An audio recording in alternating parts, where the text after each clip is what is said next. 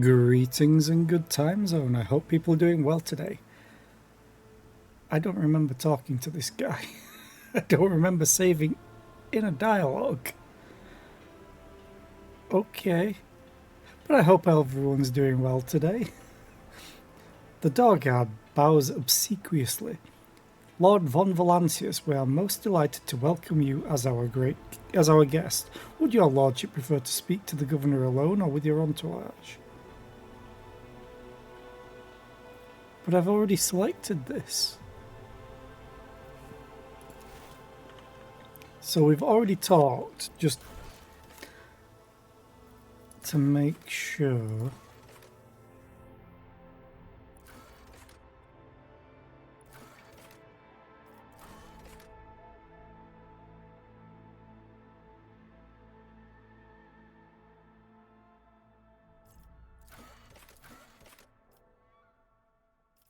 Okay. Right. Wait. Visit the governor.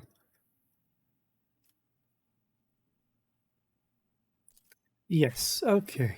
So, we came down to the planet, got a good celebration for being here, including us Rise to the top, or get being left in the shot dust. at. So now I'm going to explore, but most of this seems off limits, which doesn't seem right. I am the Lord Captain. Let me into everywhere. Keep your wits about you. Fine.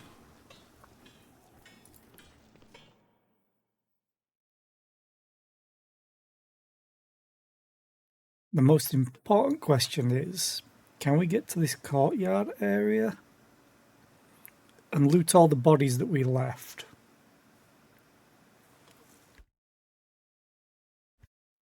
Because that is very important to me. Please be still here.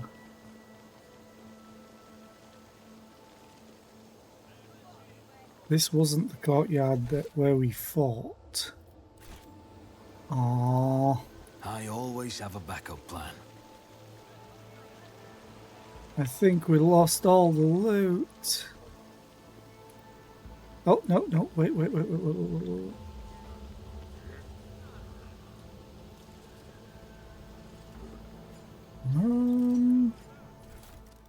We lost all the loot. Dried berries.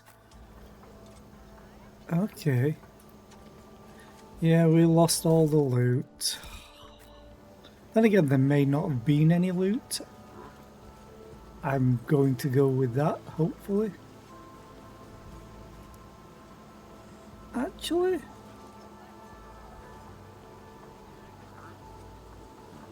you know, I never checked what was at this side when we did the whole landing thing.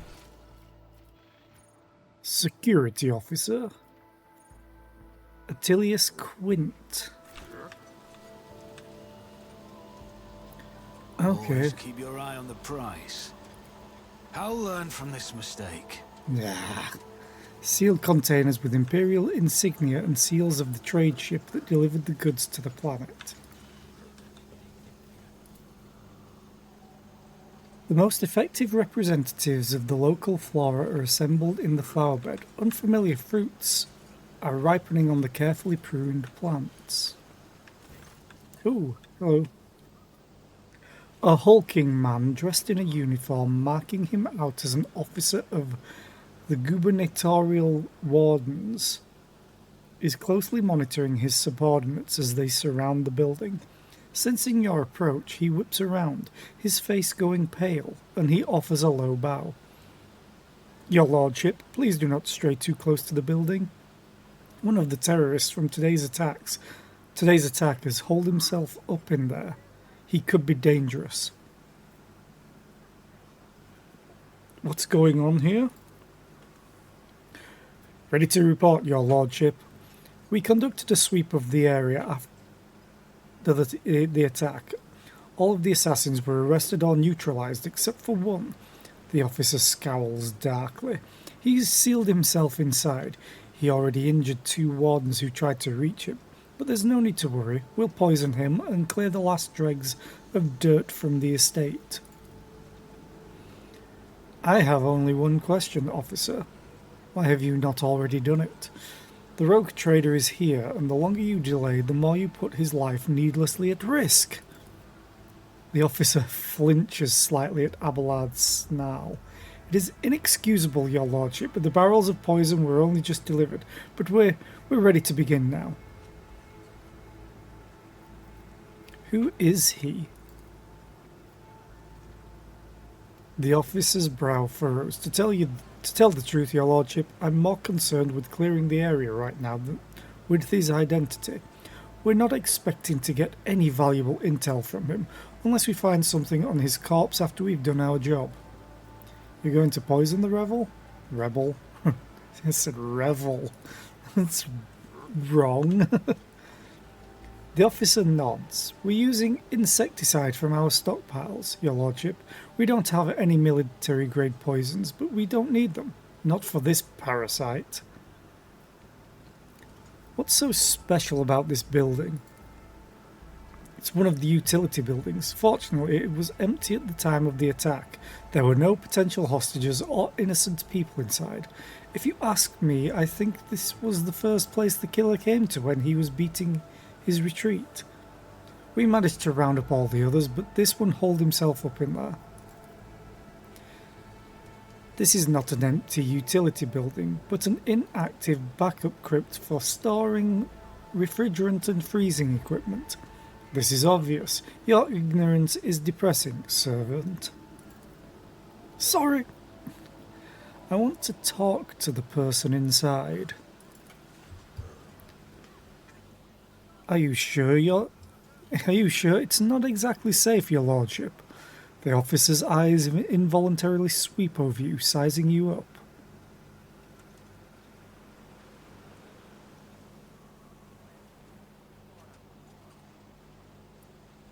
I want to solve this problem without too much blood or fuss. The officer takes a breath. As you wish, your lordship. At the officer's signal, the other wardens take a deferential step back, clearing your path to the door. Let me in. Wait. Let me rearrange my party. And change the formation, probably. Yep.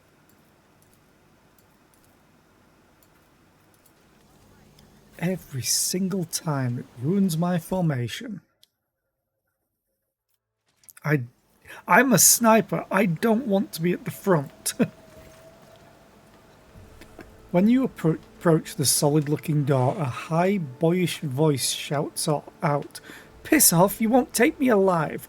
Better to put a bullet in my brain than let the governor's dogs get their hands on me." Oh god, it's minus, minus, minus, minus.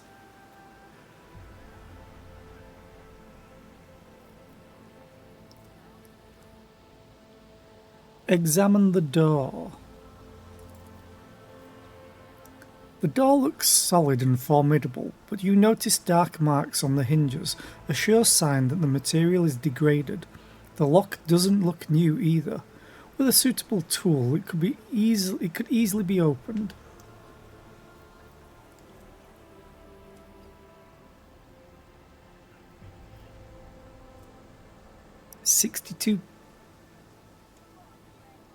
Well, 32% chance.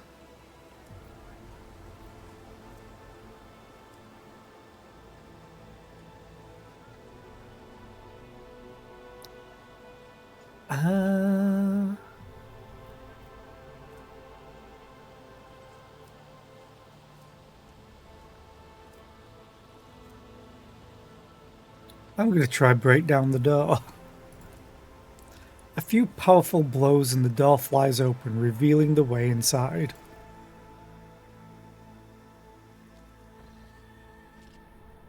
Inside is poorly lit, but you spot a person standing in the far corner. He is desperately gripping a discharged lasgun in his hands. At the sight of you, his eyes widen in recognition and fear.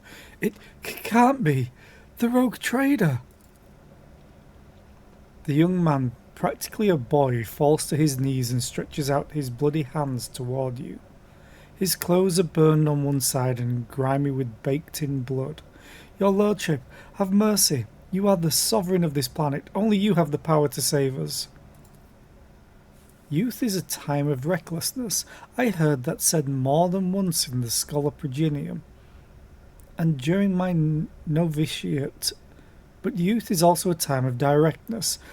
Let us listen to this young man before we judge him. Straight up execute him. Save you from what? From Governor Viat. Everybody here knows what she's doing to us. We've put up with it for a long time, hoping that somebody would intervene and help us, but nobody ever did. She's turned the whole world into a slaughterhouse. People are rounded up like groks from the settlements, supposedly to go to the palace, and they're never seen again. Her servants pour something over the fields, and then people lose their minds. They start hearing voices and seeing evil spirits.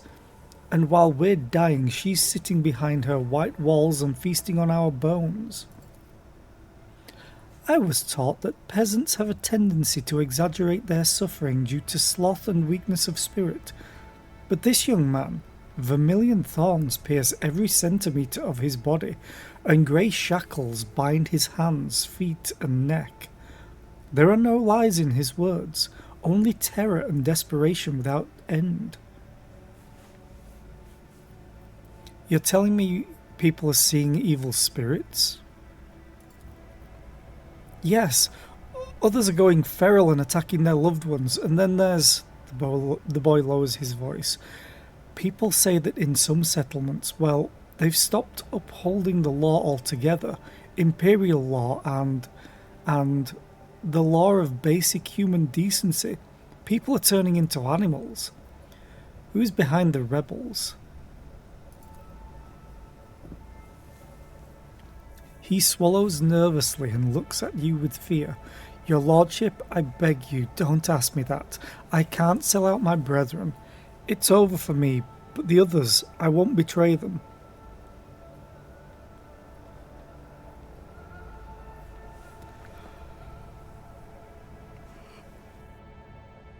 Um...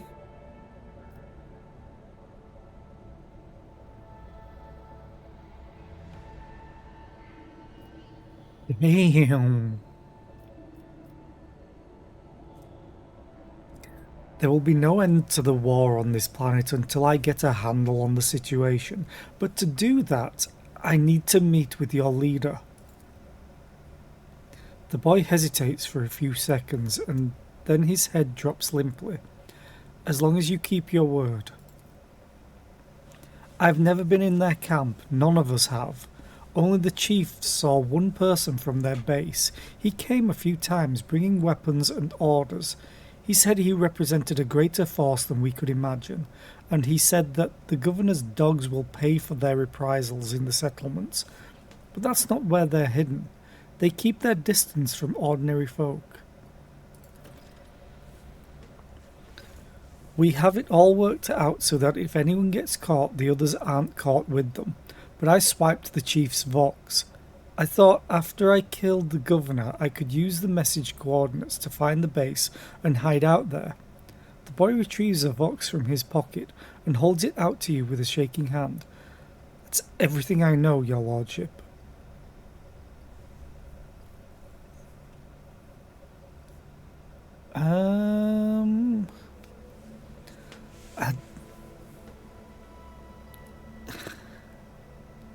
The thing is, if they are corrupt, I can't say this. Because where am I? I'd have to send him back to my ship.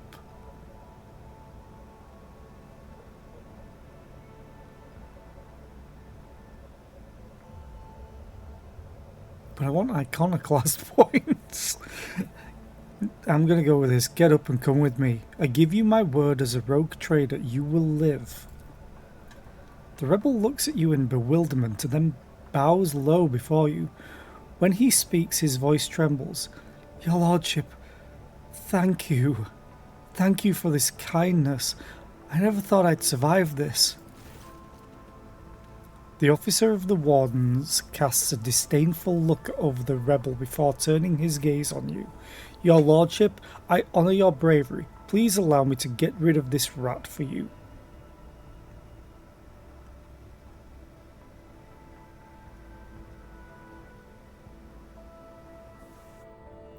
You can just let him go.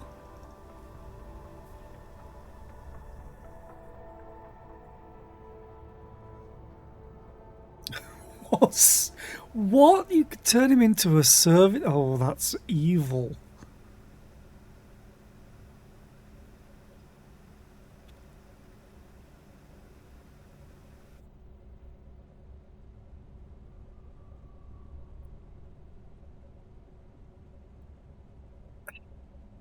Escort this man safely to the perimeter of the estate. He's free to go.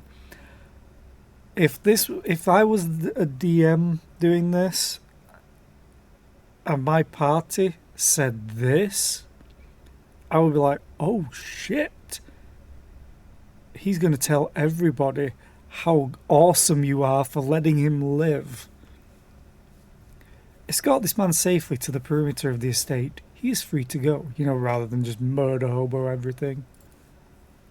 A dumbfounded expression appears on the officer's face. With the deepest respect, your lordship. The officer thinks better of his next words and abruptly bows. It will be done. Yeah, otherwise Abelard will break your skull. Thank you, your lordship. Without your patronage, I would already be dead.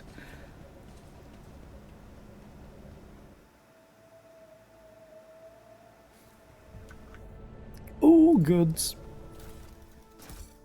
I mean, it's all my stuff anyway, by right. Oh, wow.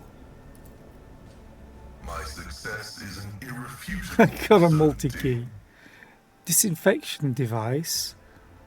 A plus 15 bonus to carouse. Abelard.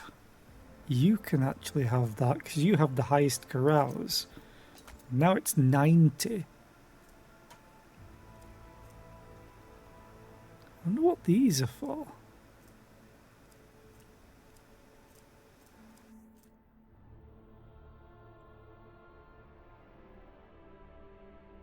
Oh, we actually got a crack grenade. Awesome.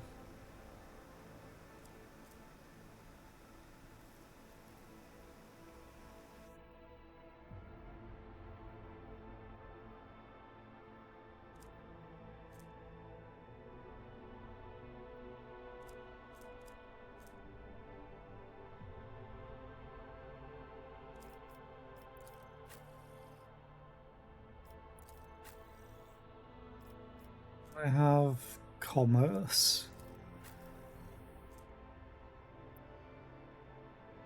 I need to keep that commander's monocle, because that's just awesome. Currently 18% more damage when she uses her voice of command. Okay, I'm just gonna make sure there's no awareness Is there money tests. to be made?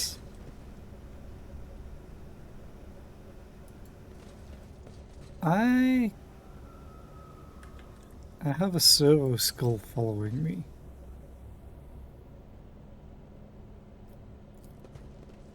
Okay. When did I get that?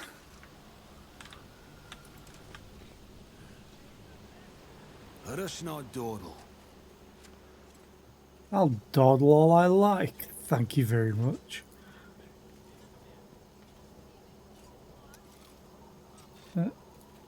The deceased's arms and face are covered in small boils that ooze cloudy pus even after death. I always keep my options open.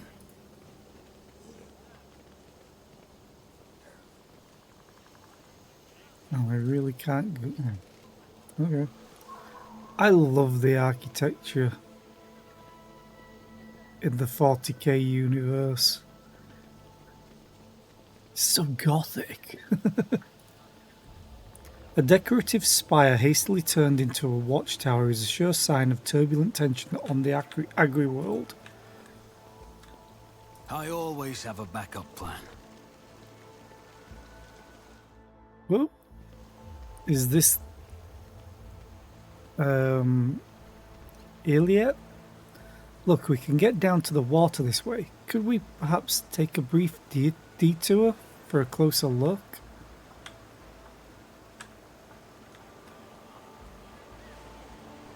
Sure. Always keep your eye on the prize. Not sure why that was separating us two. Forgive me for so boldly stealing you away from the others. It's just, I simply wish to spend just a brief moment admiring the breathtaking nature of this place. Reflected in Cassia's eyes, the bright blue sky looks as though it is engulfed in a blazing sunset. Within the station's walls, I could never hope to see anything like this, a sky or a sea or green leaves.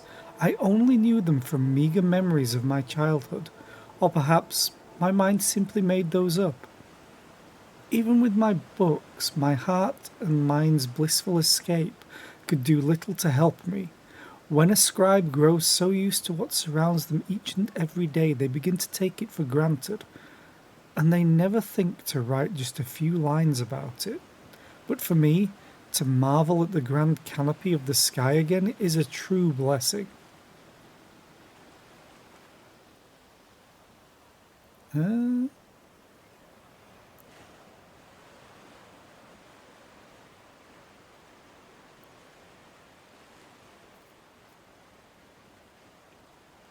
Pick a nearby flower and give it to Cassia. Here is your chance to take a small piece of this place with you.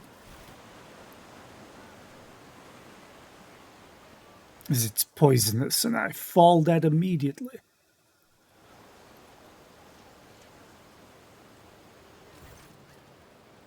Cassia gingerly accepts the flower from your hands. Its petals are like velvet, and the fragrance, it is both sweet and spicy. A fascinating specimen of the local plant life, and I do not remember seeing it in the great concordance of flora and verdure within the Coronis expanse recorded by Magus Biologus Clarissa Pro. Cassia stops herself sheepishly. Although I suppose I simply ought to thank you for it. This flower is very beautiful indeed. Move closer to Cassia and silently take in the view. Cassia relishes every breath of fresh air, her eyes half closed, listening to sounds of birds hidden from view by the treetops. When the tips of your fingers touch lightly, Cassia starts, but does not remove her hand. Several minutes pass in timid silence like mere moments, and eventually she pulls away. This place eases the soul, wouldn't you agree? In that case, I imagine you have never set foot in sea waters before. Would you like to try? Step into the sea? Me? Cassia glances uncertainly at the playful foam licking the sandy shore. Offer her your hand. There is nothing to fear. We shall just let our feet soak a little. Intrigued, Cassia cocks her head to one side.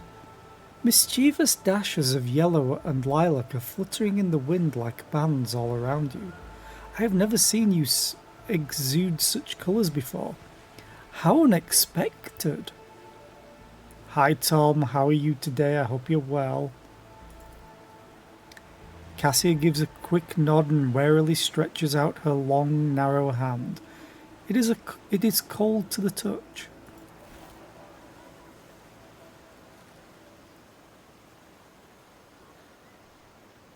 And we shake hands.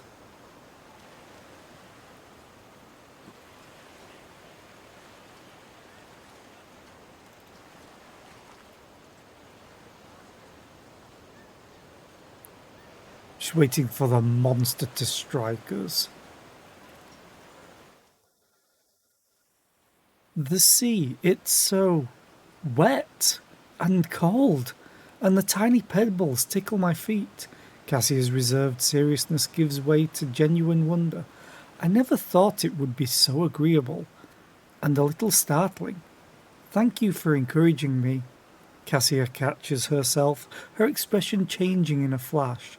She gently frees her hand and awkwardly looks away. Aww. I'm doing okay. My usual state of tiredness, but that's fine. I will deal with it. Work was dumb yesterday as well, but it always is at this time of year. It is time we were on our way. Already? Yes, of course. Cassia gives the azure expanse of the sea a parting glance and whispers quietly, I think I know what my next painting will be. No, there is romance in the game. Wait, 50% Let us see Medicaid? what I found. Ooh, hello, goods. Chartist's Pendant. The wearer gains +5 fellowship and +10 commerce. If the wearer has dogmatic adherent or above, their law imperium will depend on fellowship instead of intelligence.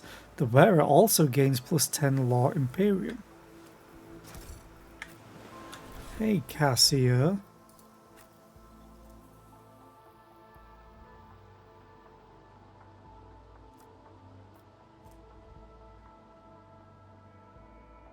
Ah, that I was wondering why they were getting the extra action point from.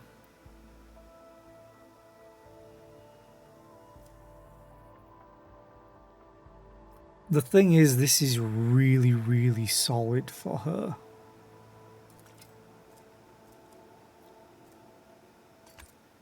$77 law imperium. That being said, I have 70, but it gives her fellowship. And fellowship is great for her.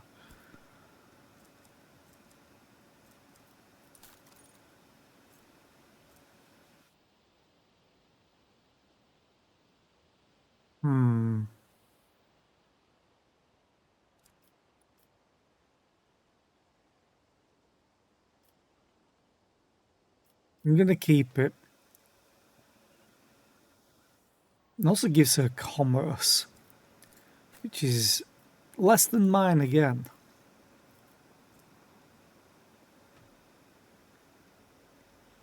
But she's also dogmatic, so I'm gonna keep it. Can't believe this is a 50% Medicaid. I could have sworn I had people with higher than that. I have 80. So this must be a -30. Just as I planned. Chains or ropes with shackles on the end can be seen in the water. Something white is also visible through the glimmer. A fragment of bone with marks made by sharp teeth. Okay. Is there money to be made?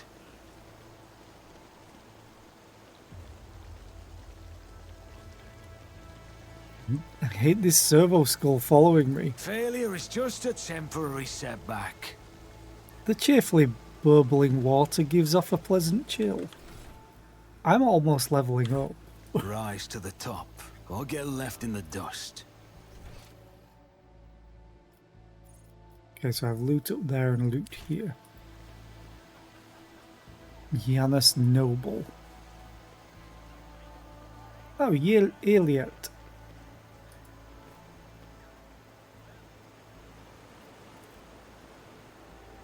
An otherworldly silence reigns under the arches of the gazebo. Perhaps a sound barrier generator is mounted in the dome.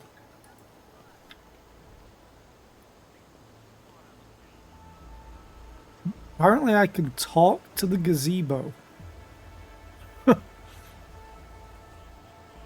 It's a dread gazebo. Okay, so Iliad. Definitely an Eldar. Iliad Lenevis greets you, Elantark.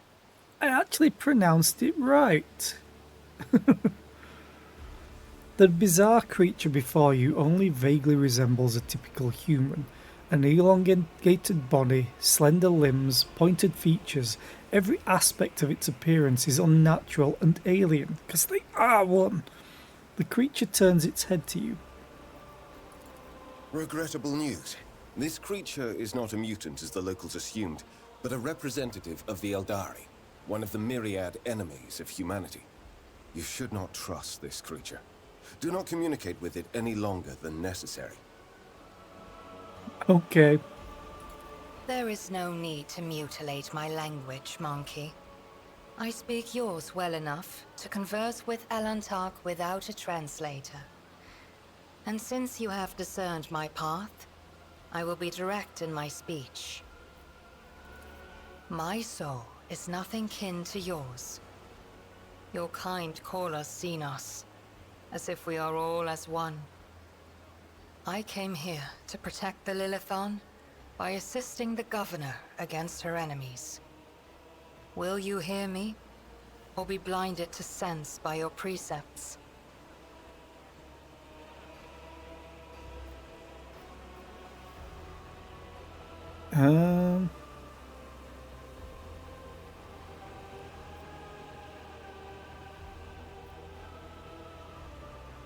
I will speak with you, Iliad Lenavis, but keep your hands where I can see them.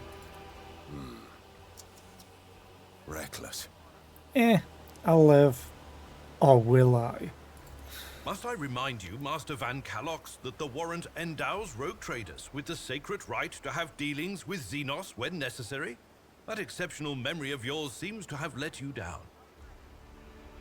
Thank you, Abelard. I have banished the shadow of doubt from your thoughts regarding my nature. Now you will answer my question. Why have you sought me out? So you're the Governor's mysterious helper. I am, Elantark. My hand parried the death promised to the ruler of these people, and I aided you in battle against the Lost Ones. Why are you helping the Governor? This world is in distress. I wish to protect it from unnecessary suffering. What do you know about the rank-and-file rebels? Only that they threaten the established order. There is much risk to this world should the ruler die. Iliad's face is unreadable, but you detect a strange tension in her voice, as though she is choosing her words carefully. Do you know who is behind the uprisings on the planet? There is a malevolence here that drives your kin down the path of violence. Your answers are not particularly helpful. But you are not asking for help, Elantark. You are merely asking questions, the answers to which are either unimportant or wreathed in shadow. Explore this place. Speak to those who know. A simple task for you, and an insurmountable challenge for me, since my very appearance provokes fear and suspicion. When you learn anything, tell me. Perhaps then my answers will be helpful to your search. If you want, you can join me. None of the locals will dare look askance at you in the rogue trader's presence. So be it. I will go with you. With all due respect, are you sure this is the right decision? We know nothing about this Xenos, or why she has wormed her way into the Governor's confidence. As far as I can tell, she isn't especially keen to help us, and yet, for some obviously dark reason, she has decided to take part in our investigation. My judgments and choices are for me alone, Monkey. If uniting with your master will bring peace to the Lilithon, then it is the true path. Do not get in my way if you value your next breath. You have not yet spent enough time among humans if you think threats will dispose me more favorably toward you. The decision is yours, rogue trader. But let me be clear. I will terminate your pet Xenos at the first sign of her non-compliance. I think she'll shoot you first, to be honest. I am ready, Elantark. Let us go forth. Oh, it's gonna ask. Ooh. Iliad is a Xenos, one of the Asheriani. She is a ranger who follows the path of the outcast, and her skills in ranged combat are without equal. She's a bounty hunter.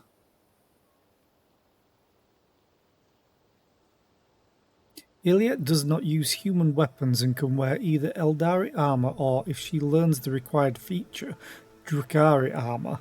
Okay. Iliad's unique ability instantly ends her turn. However, at the start of her next turn, she will make an attack that always hits its target.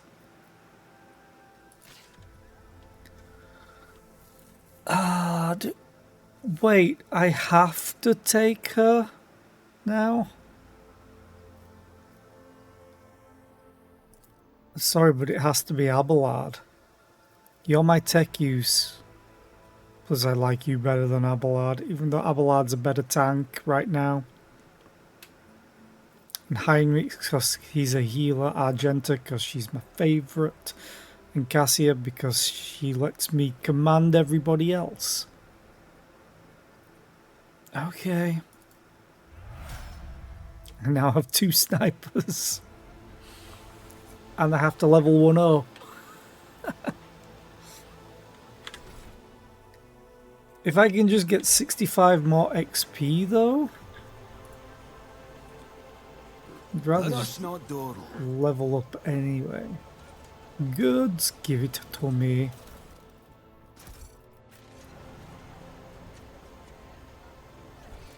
Well, this is Keep your wits a lot about you. bigger than I expected. I swear, if there's nothing here. God damn it. Ooh, more goods. This is why we kept Pascal. Machine God grants me insight. Always keep your eye on the price. Oh, I always do. It's called loot. Ooh, Vinzelex.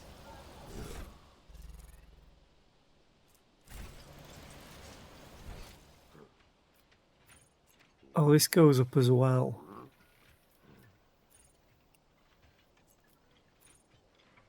Okay. Before I talk to other people, I always have a backup plan. I'm going to loot.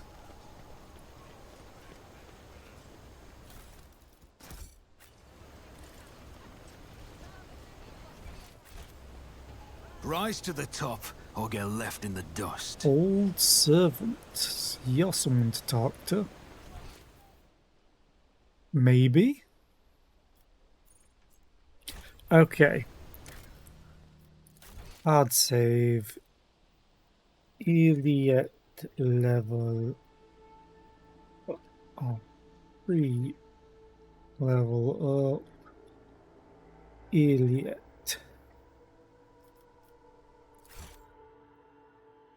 And it changed my Miscalculations. formation. Authorized. There we go. Let's level you up. Operative, and then she becomes these. Oh. What does she have? Dismantling attack. Okay. Which one did she take? 3. Intimidation. Perfect shot. Okay, so she definitely needs to be in cover.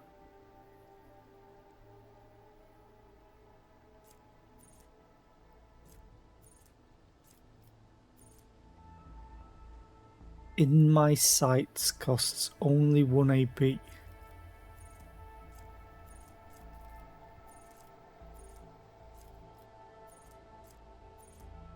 What is in my sights?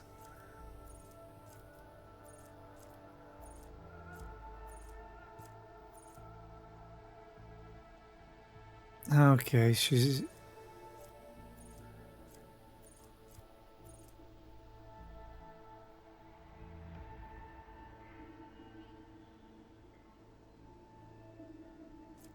Okay. She uses a las weapon.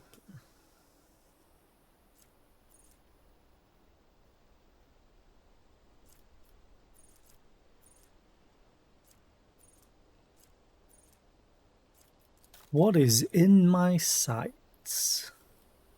Origin talent, that's why. Iliad's attack against the target at the start of her next turn cannot miss.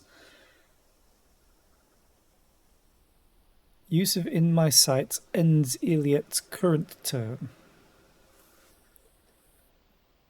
Okay.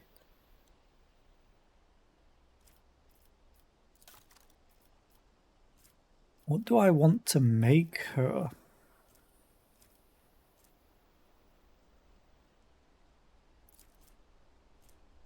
Oh yeah, I don't like Grand Strategist placing all those zones. Bounty Hunter would be the same as me.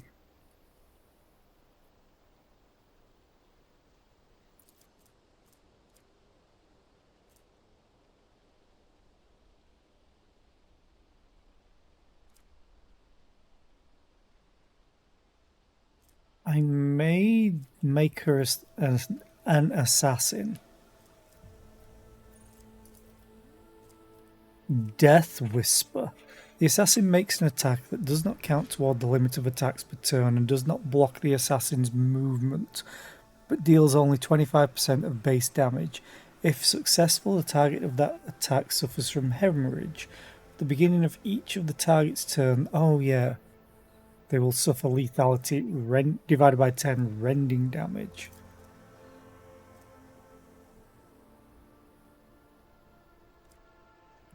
That ignores armor and deflection.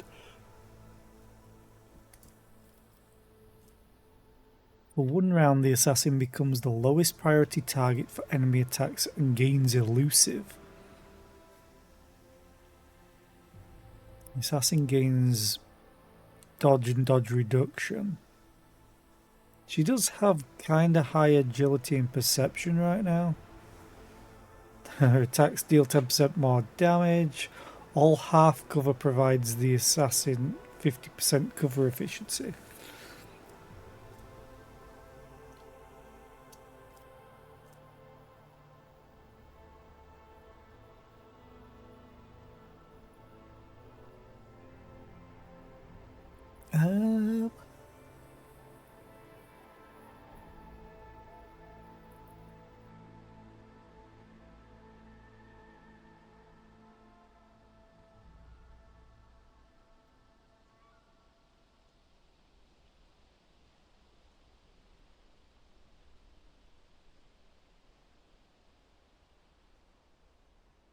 Fainting attack could be good to make an attack of opportunity.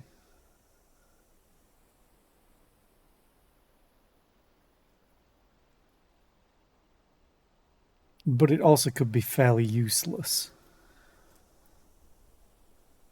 I'm going to do Death Whisper.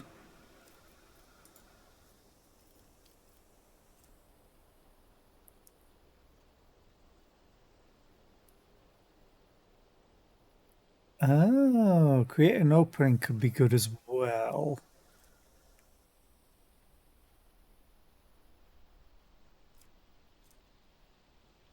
If the assassin attacks an enemy that is at full wounds, the assassin gains plus 20% dodge and dodge reduction against that enemy until the end of the assassin's next turn.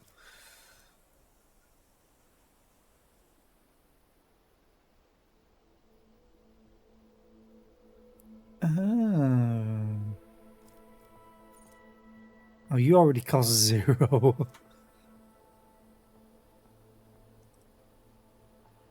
The assassin gains plus lethality % chance to deal plus 5% of target's max wounds more damage to an opening.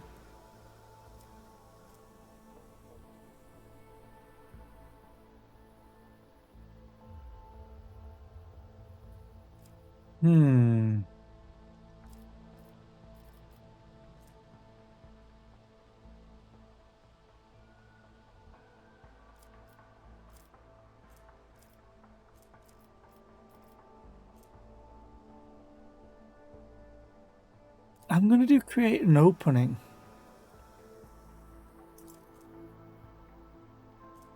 Whenever the assassin hits an opening, excluding overpenetration, they deal an additional plus 10% of target's maximum wounds damage, which is quite a lot.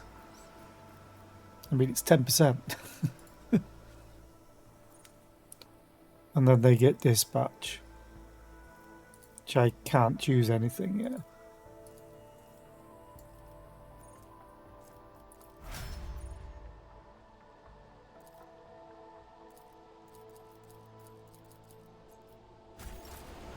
Okay. Well, while we're here, let's go see if we can talk to this old servant. Recited. Almost leveling up again. Hearing your footsteps, the elderly servant grabs an injector and stabs it into his arm. The area around the needle immediately starts turning black. You're too late, Viet's dogs. I'm the master of my own fate. But when he gets a better look at you, the man drops the injector in astonishment and seems poised to prostrate himself on the floor before you. It's you, your lordship. The God Emperor must have brought you here.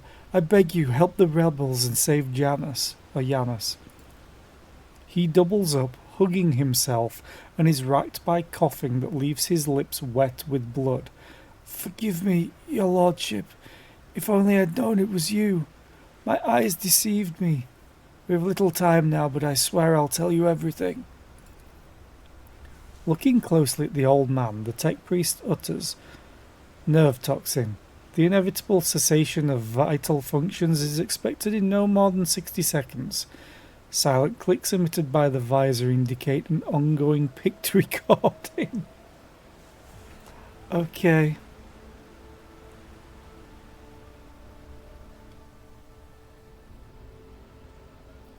Say whatever it is you want to say and be quick about it. In the name of the Golden Throne, your lordship, show mercy on the humble workers. The salt of Janus, save them. Vistenza Viat is the untouchable governor and leader of the nobility, is creating something monstrous behind closed doors. She used the Imperium's interests as a smokescreen and purports to be a scholar, but her actions are poisoning our planet. Did you know that the settlements that fail to pay their due tithes on time have been allowed to pay with people instead? Bapanada. Hi FLC, how are you today? I hope you're doing well. They even deliver them to order, sometimes old folks, sometimes children. He lowers his voice to a whisper and leans toward you. I've seen those people. I've seen them being delivered to the estate, and then they're never seen or heard from again. They go into the secret rooms and they don't come out again. Your lordship. Ever. Peasants who were taken to Urak 5 to serve House Arcelio were never seen or heard from again either. They became loyal servants and toiled for the good of a great dynasty. Why should they ever return to their filthy, squalid abodes? The old servant lets out a moan. The dark stain on his arm seems to creep through his veins until his arms and neck are a latticework of black. The servant's breath quickens and becomes irregular.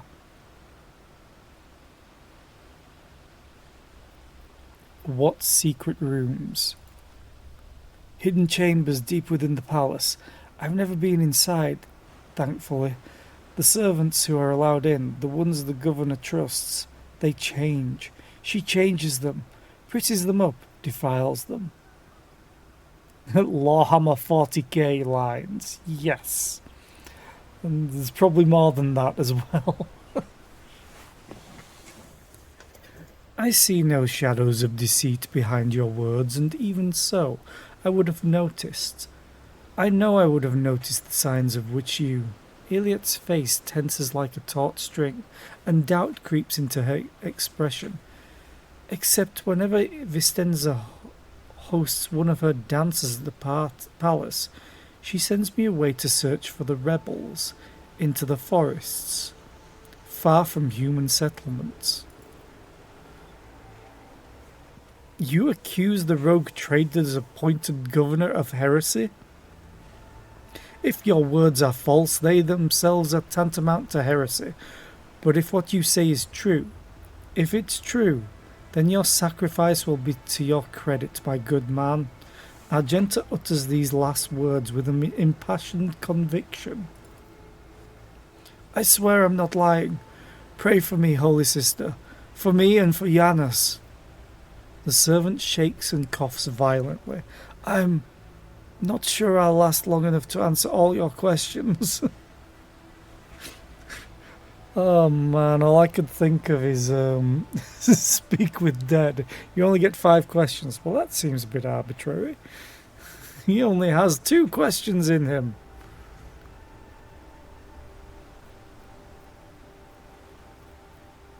What else is going on in the settlements?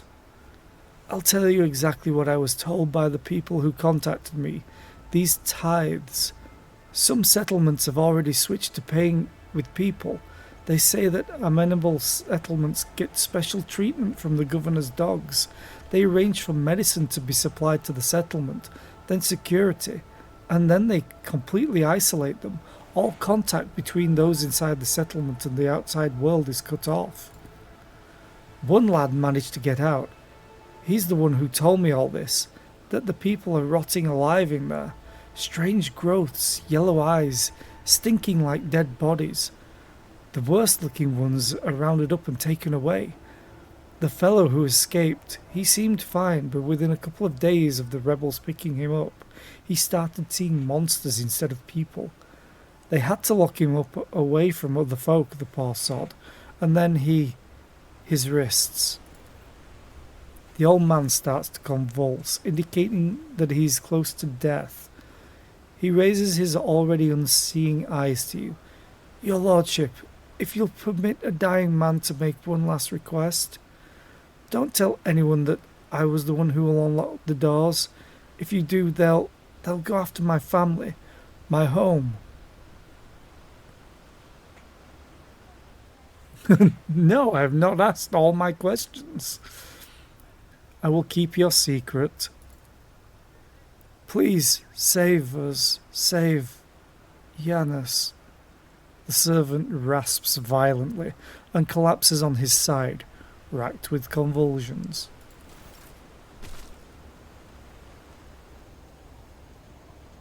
No loot? I am disappointed in you, servant.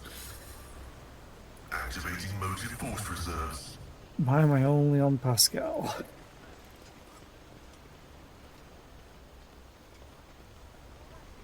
Okay, so... Oh, I was like, what is this? It's the dust that he's kicking up, or brushing up.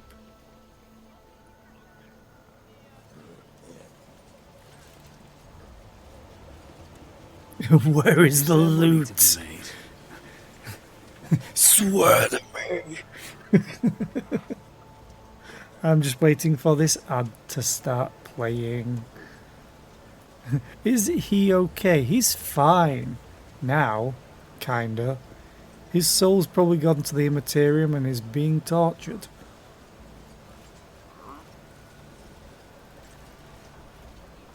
Come on, Twitch. You could do it. I know you've got it in you. I hate this servo skull following me around.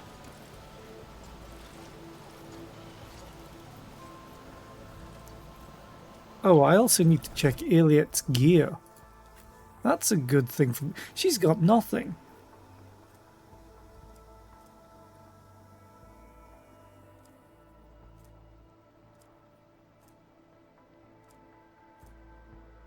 She could wear nothing.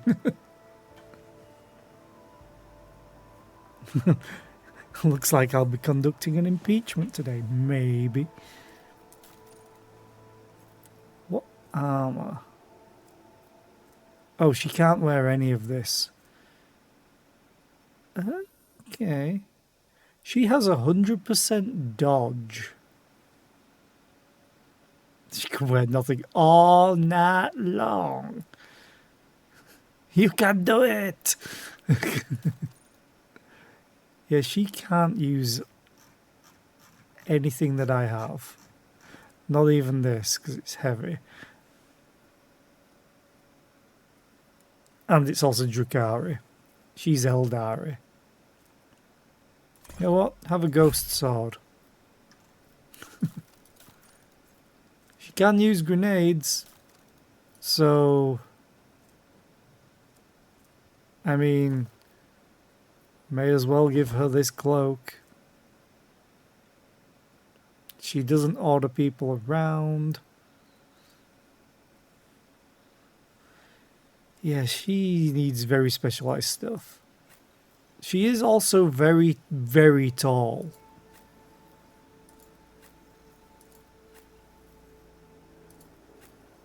Like, she is the tallest person. Then Cassia is the second tallest.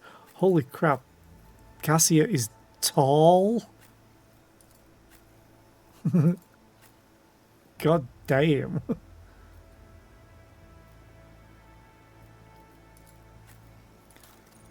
Okay, let's give you crack grenades and then fire. Eldari plasma grenade. Let's give you those instead. Instead of the normal frag. Yeah, that's good.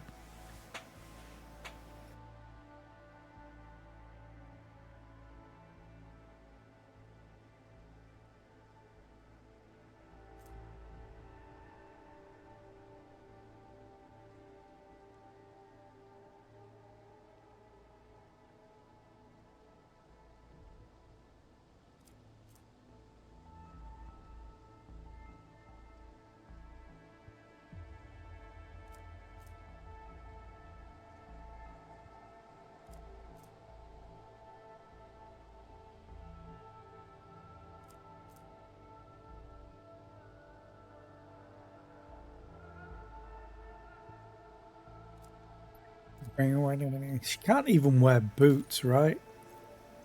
Because she's Eldari. I need Eldari equipment. Okay. Quick save. And then we'll talk to Vinzalex. Draped in a red cloak, the Magos's body barely looks human. Wires, tubes, and metal manipulators turn him into a whimsical machine, while implants hide his face behind a sinister mask. The tech priest intermittently dictates something in technolingua to the servo skull floating next to him, but at your approach he falls silent and offers a reserved bow. Greetings, your lordship. Lex Mechanic Vinzalex. How may I serve you?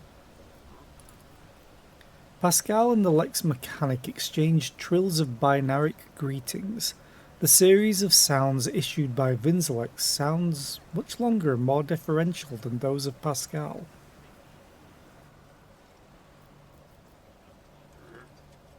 What do you do here on Janus? The tech priest's mechanical voice comes from the speaker on his neck. By the order of the Adeptus Mechanicus, I have been entrusted with the management of the Adeptus Administratum in order to catalogue agronomic data and analyse information about the planet during the process of subjugating it to the will of the Imperium. Be blessed, Tech Brother. Your diligence and the diligence of those like you turns anarchy into order, and bestows classification to knowledge. One of Pascal's mechadendrites lightly touches the Lex Mechanic's body. The tech priest bows respectfully in return, clearly a little startled. I found this on the body of a dead rebel. Can you tell me anything about these specimens? Your blessing for the examination, Magos? The Lex Mechanic waits respectfully until Pascal nods. The tech priest studies the dried berries and goes still. You hear the distinct clicks as his cerebral cogitators process the information. Creeping creeweed, a typical plant of the Western Hemisphere. We have studied the possibility of industrial cultivation, but the process was found to be inefficient due to the specific requirements of the soil, which is found in the right composition only in the archipelagos of the planet. Tell me about Janus. Initializing report. The planet's soil possesses a unique composition suitable for the re-engineering of the planet and the mass production of foodstuffs. Significant cultivation of the Eastern Hemisphere with the aim of improving production processes and logistics operations. Traces of Xeno's activity that do not pose an immediate threat to ongoing operations. undesirable pathologies of flora and fauna have been noted, which may pose a threat in the short term. What pathologies in the flora and fauna? Genetic and chemical pathologies, your lordship. Harmless species mutate and become aggressive, while plants change their chemical composition and become poisonous. This is happening more and more often, and if you do not take action, the ecosystem of the world will be irreparably disrupted. The changes may be artificial, but has the possibility been considered that someone is manipulating the ecosystem to reduce our living space? Not at all, Venerable Magos. Our tech comrades from the Magos Biologis are humble workers, not warriors. They could not have come up with a thought of such a militant nature. The mind must be open to all forms of knowledge. I order you to commence a check. In the event that your account of the indolence of their minds is confirmed, I will petition for the appropriate penance. Interesting. It is often what seems to be insignificant anomalies like these that lead to greater troubles. It is the Lilathan's wrath that is becoming manifest in nature itself, in the workings of this world. May the gods preserve us. How did we not notice this sooner? Iliad glances at you before immediately looking away. How is the governor dealing with undesirable pathologies? I have analysed the genome of the affected specimens, and I am currently developing suppressor genes to make the planet's organisms resistant to pathology, but so far I have not been able to solve the problem. Further exploration of the planet would perhaps speed up these processes, but the administrative apparatus has imposed a ban on expeditions that are not directly aimed at improving production. Traces of xenoactivity? According to the data obtained during the initial survey, ruined structures of non-human origin were noted in different sectors of the planet, but I did not have the administrative capacity to study them in more detail. For now, I must defer the quest for knowledge. The Lex Mechanic speaks the last words with distinct envy, his eyes fixed on Magus Hanneman. Let's talk about something else. I'm listening. How many servants of the Adeptus Mechanicus are there on the planet? According to the data stored in my cogitator, all infrastructure nodes for food harvesting and processing have their own contingent of technomats. The total number amounts to 253. Correction. Based on the latest data, the figure is 211 units. Oh, where did the 42 go? How are things with you and your fellows? The current situation on the planet is assessed as stable. The progress of the prospects is assessed as encouraging. In dialogue.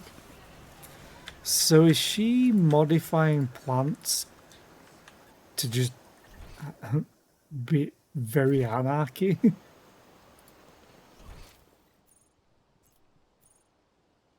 Okay. So I can't leave this place yet. I always keep my options open. Well, there was some goods around here. Oh.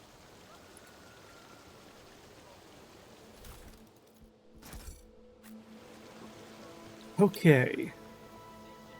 And Tilius Quint.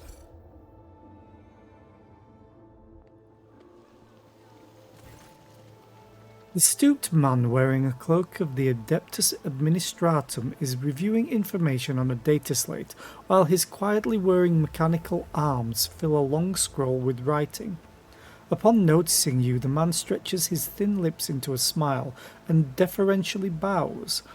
The light in the eyes of the servo skull hovering over his right shoulder gently pulsate.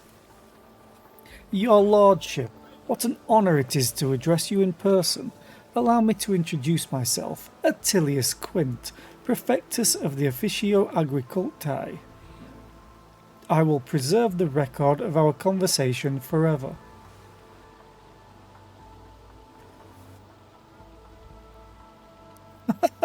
No. What a record of our conversation. Your Lordship, I painstakingly record every conversation with high-ranking personages, and afterward I fill out all 7 accompanying forms personally. Attilius rolls up his completed scroll in a practiced gesture, stows it away, and pulls out a new one. Your words and judgments are in good hands. Attilius's mechanical fingers fly over the scroll as he fills in another line. And of course, what great fortune it is to see for the very first time in all my years of service an emissary of the Navis Nobilite here on Janus. I humbly welcome the esteemed Cassia Tisiphia Eviralia, Eviralia, Lady Navigator of House Orcelio. Everything from her condescending gaze and confident bearing to her calm but commanding voice marks Cassia as the heiress of a great bloodline. Awestruck, the secretary writes down each letter of her name with particular fastidiousness. Laudable foresight. I thank you. Moments such as the appearance of a rogue trader must be preserved for posterity. What do you think of Vistenza Viat? The governor is a superb leader. She possesses an excellent grasp of all matters and never uses an incorrect form for a given situation. I do not pry into her personal affairs, but if I may speak plainly, a lady who fills out paperwork with such finesse cannot be a bad person, in my view. Are you sure? What do you have to say about the governor's helper, Iliet, who's stood right behind me, aiming at you down sights? Attilius looks askance at Iliet and offers a strained smile. A highly exceptional individual. After today's regretful event, I am beginning to hold her talents in particular esteem. Verily, even mutants who have seen the light of the God Emperor can faithfully serve his flock. Moreover, Iliet's particular abilities could be an interesting subject of study for the Magos Biologis. That elongated head shape, those eyes. Judging by the skull that was given to me to send on to Footfall, such a developmental anomalies on Janus are not a quirk of nature, but some kind of inheritable trait. Iliet freezes completely, turning into a living statue. What did you say? Oh, madam, have my words upset you? I'm certain your kinsman would be delighted to learn that people wish to make pretty presse-papier out of his remains. And besides, I could be wrong about the nature of his origins. What skull are you talking about? A most remarkable item. I must say, a true anomaly. One moment. After rummaging in a nearby container, Attilius draws out a parcel, which he immediately unwraps. Here it is. I believe the finished piece was intended to be given as a gift to the governor, but under the current circumstances, I doubt I will be able to send it to Footfall anytime soon. Iliet stares at the skull in silence. You can see her jaw working under her delicate skin. After a few seconds, she abruptly turns away. Pascal's mechadendrites reach toward Attilius with interest, seeming to unnerve him a little. Adequately preserved, it is a pity that it is empty inside. It could have become a proper servo skull herald for the rogue trader. Unorthodox.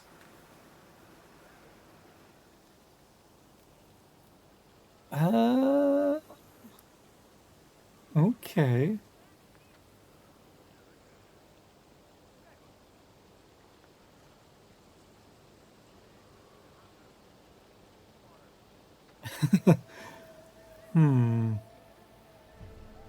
These are all very to the point choices.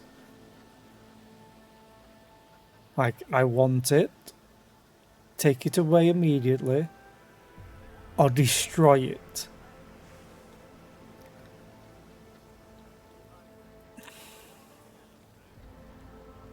I'm gonna take it. A curiosity like this would look very nice on my desk. Eh? I mean, yes, of course, undoubtedly.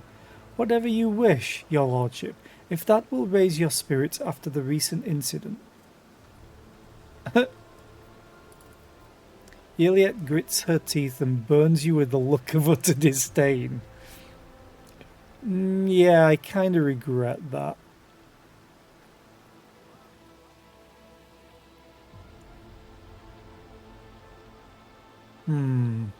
I really want to see what the other options do.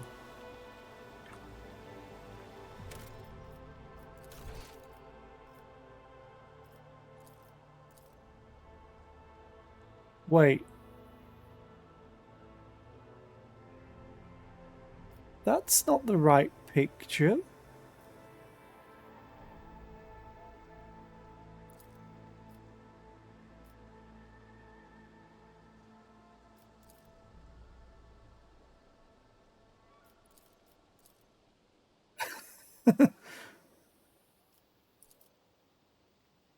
Why do I have 3 quick save 3s?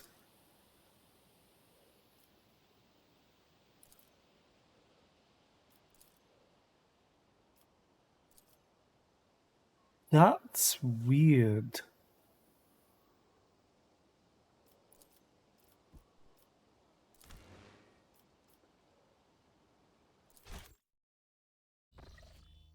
I want to redo that because I don't want to piss off Aliette. Even though she is Xenos scum. Sorry, what?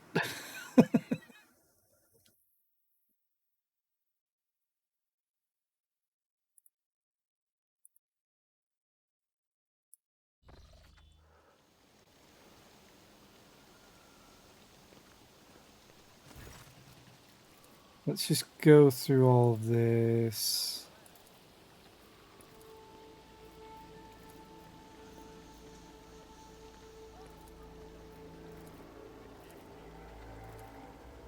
What school are you talking about?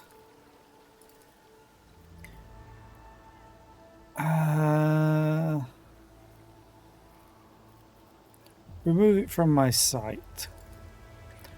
Oh, yes, of course, of course. Attilius hurriedly returns the skull to the container. What are your duties here? By the grace of the God Emperor, I oversee the administrative apparatus on the planet and serve as secretary. I am also responsible for the logistics related to supplying the planets of the von Valancius dynasty and the timely payment of tithes to the Imperium's official collectors.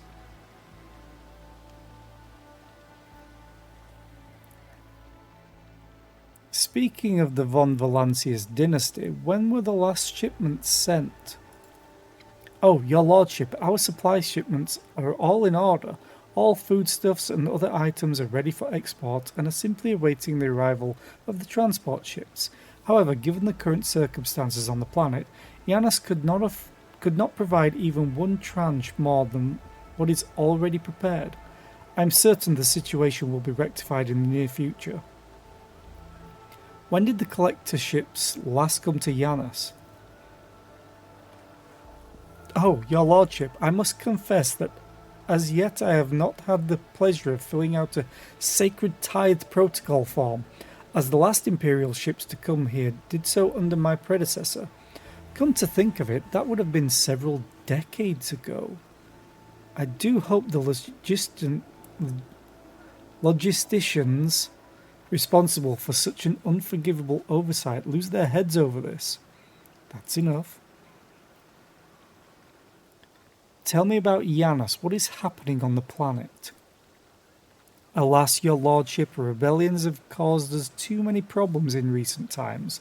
The rebels are interfering with established processes, interrupting supplies, sabotaging the serfs' work. A few nobles have even been killed, and worst of all, some of the victims occupied important administrative posts. Until the replacements pass their checks, complete all their induction forms, and go through the official appointment procedure, important paperwork is going unsigned. It's a bureaucratic catastrophe. The absence of a required signature is, of course, the most horrifying thing about the situation. Indeed it is. Financial reports, logistics directives, waybills for food shipments, without the signature of the most respected and now deceased head of the house, Zacharis, shipments to settlements in Aegis 24 have been stopped. The heirs are still dealing with the transfer of holdings, and incoming reports tell us that a quarter of the workings in the affected settlements have already died of starvation, while most of those remaining have left the perimeter and have not yet returned to their designated places. If things continue in this vein, I dare not even imagine what it could lead to. There are worlds that are ravaged by war for generations. Generations, your lordship. Like that deranged planet by the nameless star, so close to our own peaceful system. The inhabitants there supposedly live under the patronage of rogue trader Winterscale. I shudder to think what he has created there. I want to know details. Where have the rebels struck and how? Of course, I would be delighted to furnish you with all the information I have. Hi, welcome in. It's either Yenka or Genka, I'm guessing. And Rogue Trader is great. There are little things that I hate about the game, but hopefully Owlcat fixes them. But which do you prefer? Of course, I would be delighted to furnish you with all the information I have. In the last few months, 15 organised attacks and 7 terrorist attacks have been perpetrated. Irrigation equipment has been sabotaged in agrarian sectors 3 to 5, transport routes 2, 7, 4, 13, and also... I suppose this will not tell you much. Please. With a fussy gesture, he presses several buttons on his data slate screen, and a 3-dimensional map with coordinates of the attacks appears on your cogitator.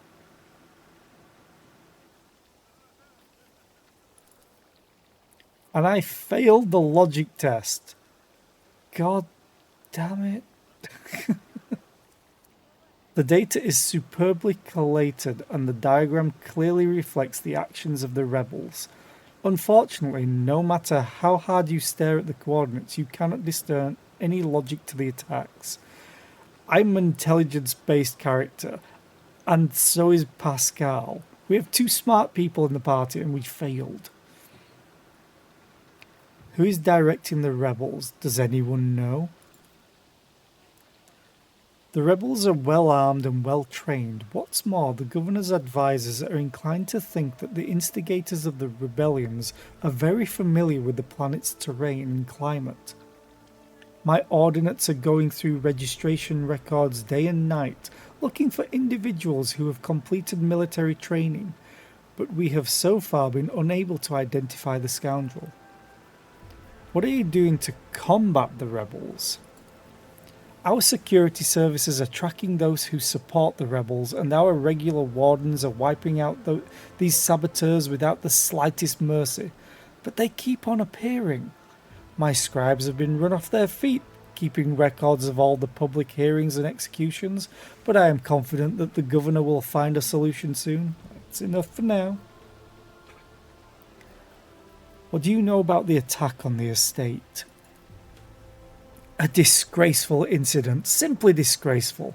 I cannot believe these scoundrels would dare to come so close and to drag the nobility into this as well.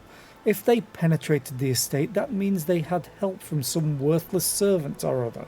Security is currently questioning the survivors, but the culprit has not been found. Yet. Attilius Quint smiles unpleasantly.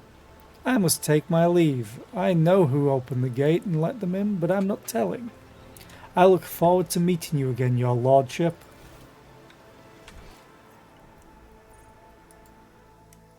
Okay. So I can return to the void ship. I can't leave this area yet. So I guess I'm going to go and question the governor.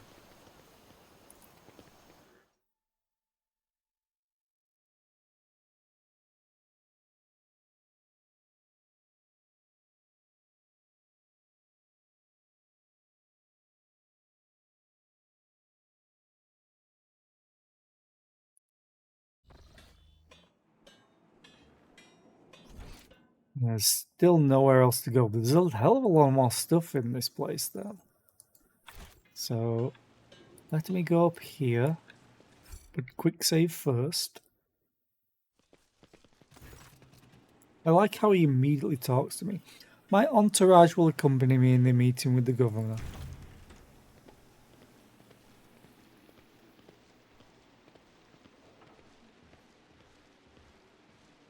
So tell me the truth, please. Or I will have you executed. Greetings, your lordship. How may I be of assistance? You neglected to mention the strange changes in the planet's flora and fauna. Magos Vinzelex is a very wise man, but his fixation on evolutionary processes seems a little extreme to me. Yanis was heavily cultivated, forests were cleared and mountains raised across half of the planet. It is no surprise that we are still noticing the consequences of those changes. It's possible but that the plant mutations are connected to waste runoff from the harvesting equipment, and the changes in wildlife behaviour could be a reaction to the expansion of the cultivated area. Vistenza shakes her head with a laugh. Are you surprised by my knowledge of the topic? Our whole dynasty has dedicated itself to taming Yanis, this plentiful yet stubborn planet. Every member of the Viat bloodline is versed in the fundamentals of planetary engineering and its consequences. That's why I don't trust you with your little palace dances. Rumours have reached me about oddities among Yanis's population. I don't deny it, some of our experiments exact a higher toll on the population than others. You see, recently one of the noble families of Yanis has taken on the difficult task of enhancing the attributes of our workers. So far it has involved introducing experimental supplements to their food and mental conditioning in monitored settlements. Sometimes procedures are disrupted and part of the population suffers from side effects. The specialists of the Gravas family would be better placed to inform you on this subject, but alas, they are currently engaged in the field. Well, that's a coincidence, isn't it? You are forcing settlements to pay their tithes in human bodies. What? Really, Zera, you speak as if you actually believe the claims of those wretched peasants. I do not ask anyone to pay their tithes in human bodies. I am reducing the burden on the settlements which have suffered as a result of unsuccessful experiments involving enriched food. And I am gathering the worst affected subjects, those who are no longer capable of work, for further study. Some among my circle would call such concern for the underclass a weakness which may have incited rebellion among the emboldened rabble. Cassia nods in understanding. Theobald and Thelic tried to limit the effect my powers had on the low-born servants of Urak 5. The station's laboratoriums ran experiments on those who had the misfortune of losing their minds because of my gift. These tests increased our servants' lifespan, and then they joined Felic's side. And he rebelled. The tech priest mentioned ancient ruins belonging to the Xenos. I know to what you're referring, the strange structures of an unknown material. For the prevention of any unfortunate accidents, I ordered the area to be declared out of bounds for all. Some things are better off left under a thick layer of dirt, beyond the grasp of even the enlightened minds of the Adeptus Mechanicus. Okay.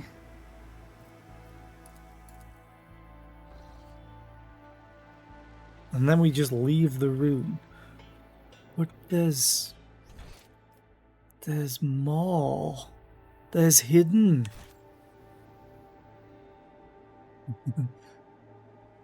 Okay.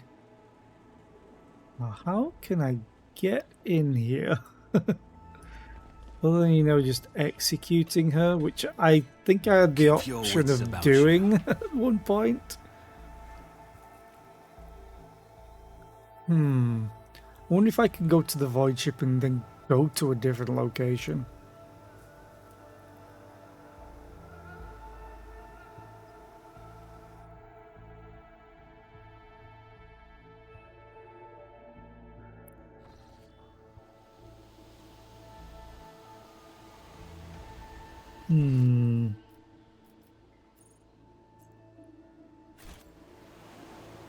Backup plan.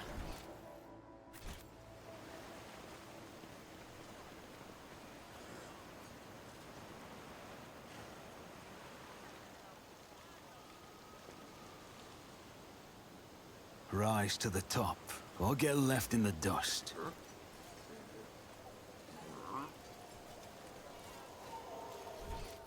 I very much... Ooh, hang on. Law Imperium. I've read about this. I leveled up.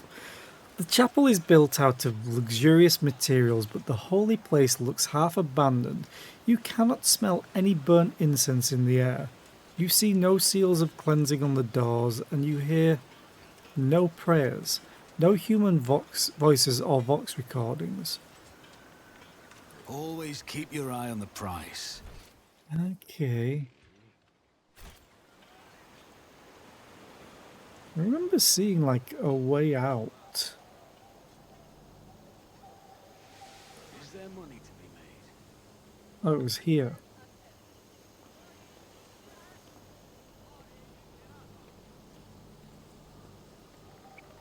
I'm gonna quickly level up, everybody.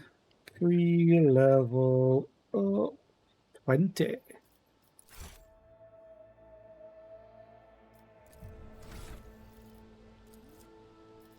I'm kind of regretting making him an assassin now. I don't remember what options he had anyway. I think he had like the strategy stuff. AP increase. Yay! And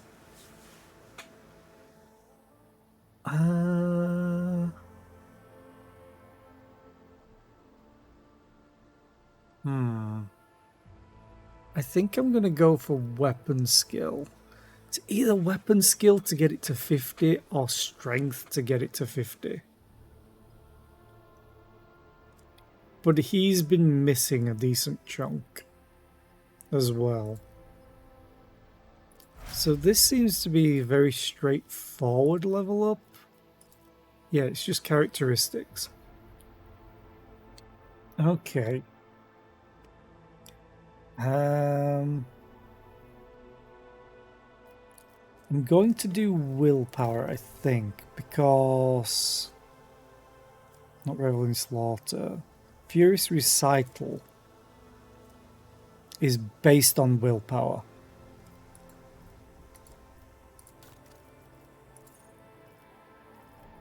I'd love to do ballistic skill more for her,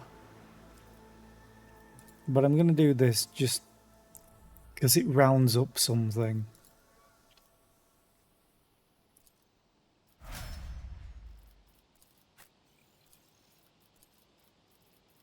And you...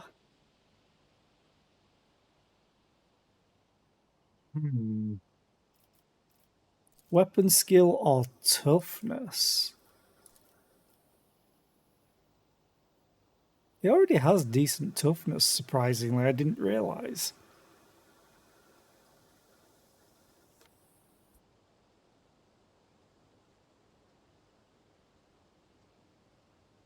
I'm going to do weapon skill. But then again, he's not always in melee combat. But I'm going to do weapon skill. Me? What do I want? Also, wait. I get a common talent as well? Okay. I don't use fellowship. Willpower's good. Kinda.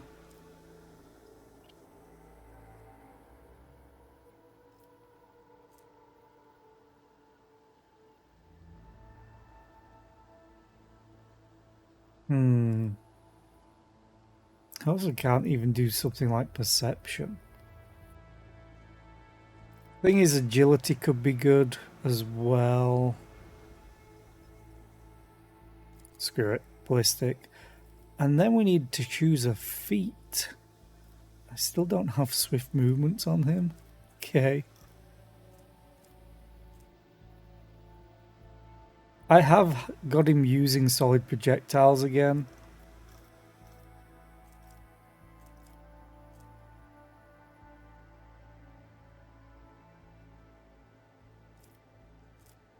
Oh, I could straight up get him to 60 ballistic skill.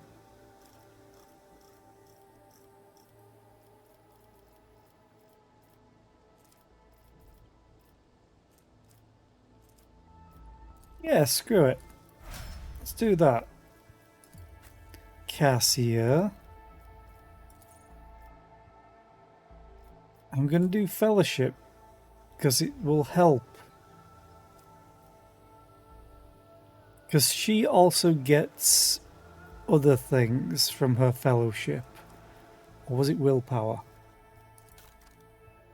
I think it was a talent that I gave her. Mind over matter. It's willpower. The navigator makes all resistance tests with their willpower if it is higher than the base characteristic for such test. If the navigator's willpower is higher than their toughness, the navigator's wounds are calculated according to their willpower. I think I might do willpower instead.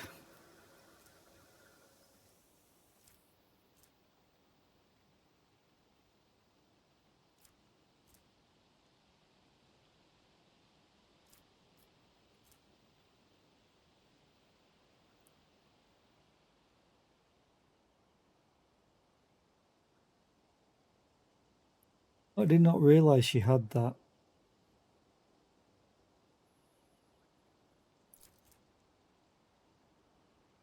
Glimpse of Fate.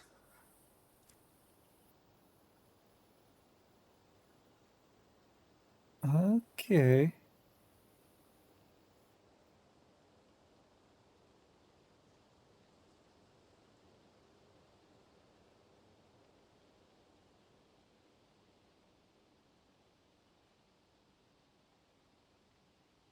So if I hit my allies with her damaging ability, they suffer less damage from it. And gain a lot to the resistance test against them to resist. But then they get 30% chance on their next attack, hit chance, or dodge on the next attack against them.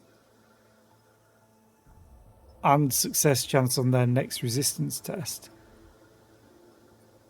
And they cease independently of each other, so you get all three potentially. Okay.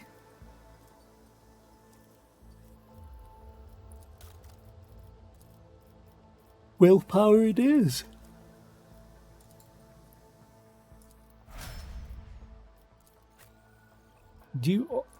So it's only me that got the free talent. Because she's also an operative and... Actually, no, I'm a bounty hunter.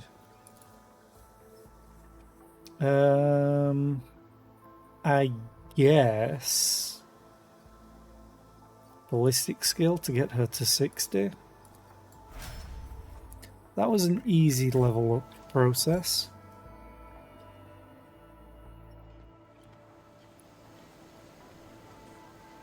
It's an honor, like, let me... Is there something wrong, your lordship? Yeah, I want to leave.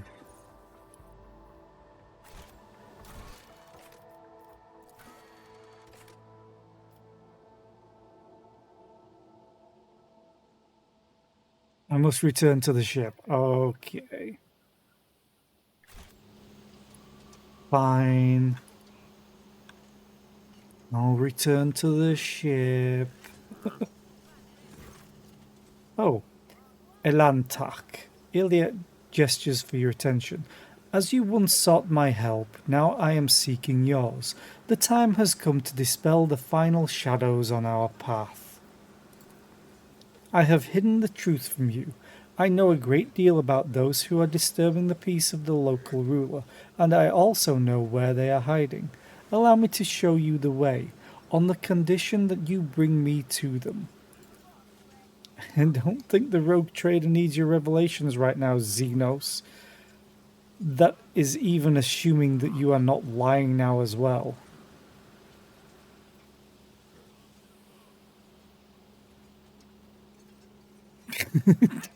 Damn. Why did you not say anything? No other path was open to me, but now our paths are aligned, and my decision was motivated not by caprice, but by reason, which compels me now to be honest with the person who can fix all of this. Everything you have discovered, everything you have learned from your kind, they are all traces of the same calamity, a calamity that will eclipse all the strife and wars on the face of this world. All the signs were plain to see, but I was here, and the monkey failed to recognize the coming storm. Please, follow me, Zera. You must, if this world truly matters to you.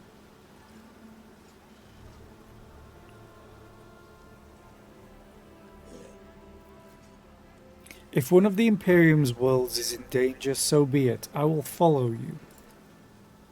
Let's go, Elantak. I pray to the gods that we are not too late. Okay.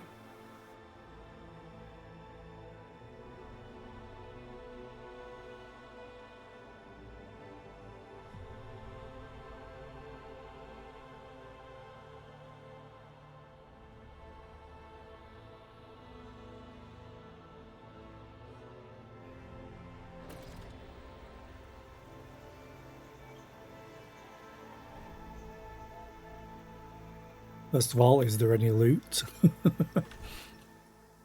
Oh, this seems like a fairly decent sized map.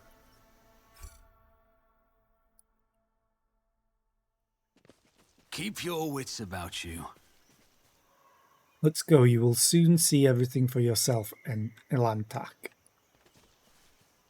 Sure, or I'm gonna die.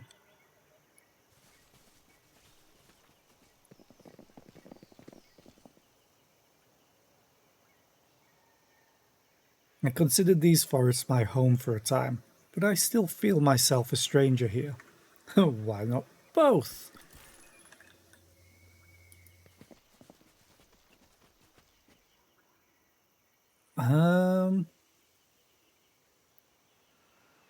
Two different ways to go. But this has a skill check. 65%. Let's get an injury, I guess. I paused it. Easily done.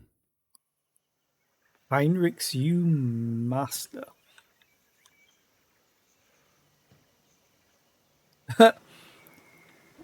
Hi rebels.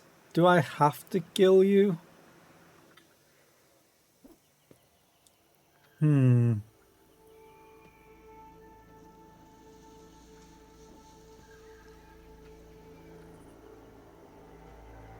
Why not Zoidberg? Whoop, whoop, whoop, whoop, whoop, whoop. What? Hi. I'll make an example out of you. Oh, please, you try. Damn it, we're under attack. Kill the intruders. I think I may have ambushed them. Stop! Lower your weapons.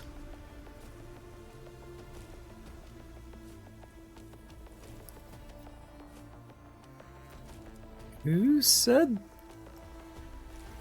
Was it Iliad that said stop? Yeah. Huh.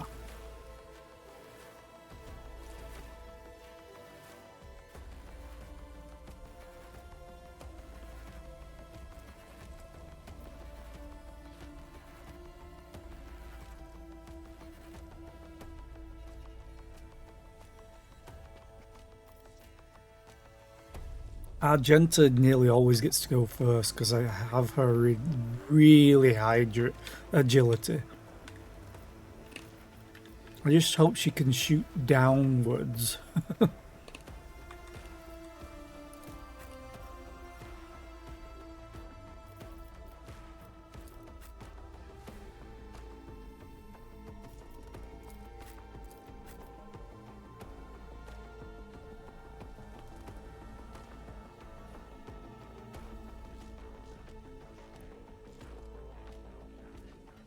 There's not a great deal of cover. That's for sure. I'm just going to stay back here. And Cassia, you can also stay back here. This could be awful. I thought maybe if I'm behind them I might get good cover. Only if I had everyone down here. Cover? I hardly knew her.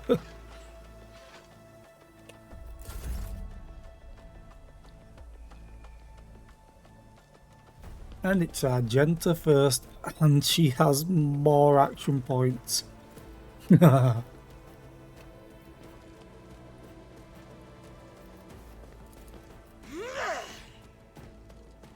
Faith without deeds is worthless.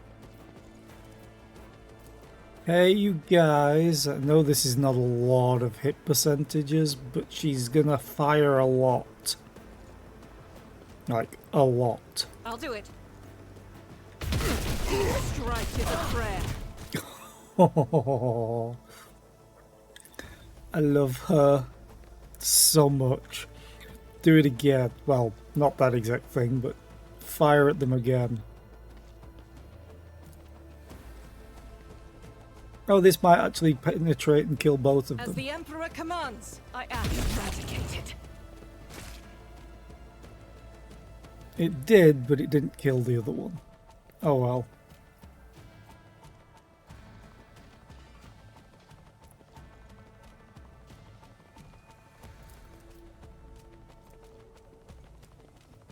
You know what? 170. She's not going to get as much, I'll but do it. 28. That's still not bad.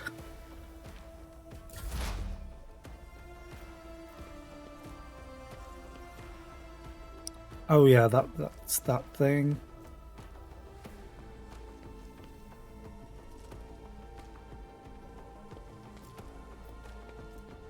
Death Whisper.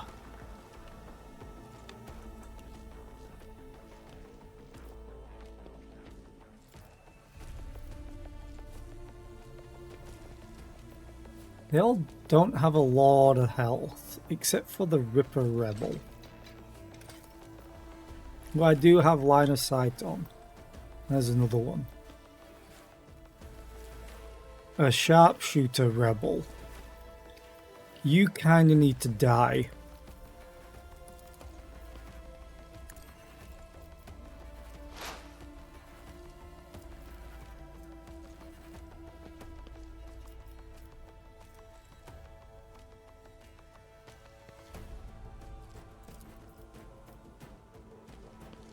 If it serves your cause.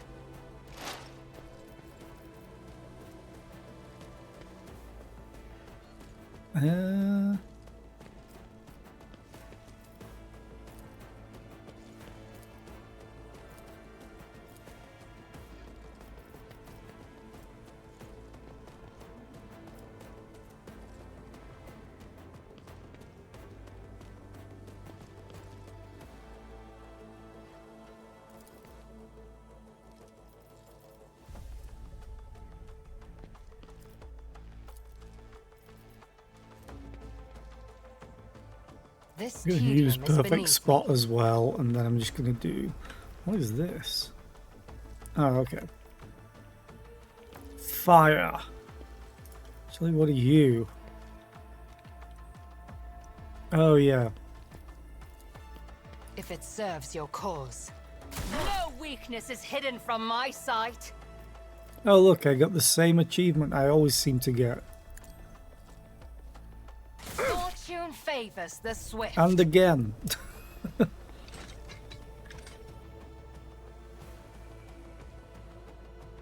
Okay. Their turns. Heavily armed. Ah, if you have a heavy bolter, you will be my favorite. I don't think you will. My reckoning will be swift.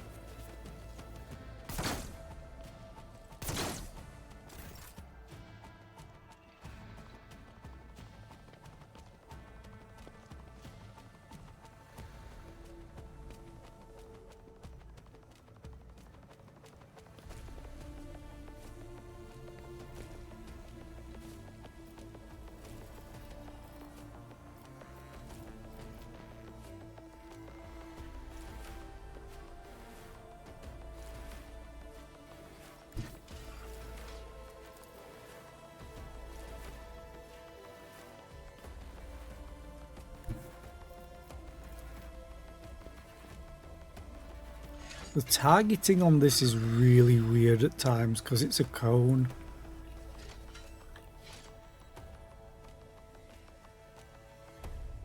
Oh yeah, I forgot this guy exists.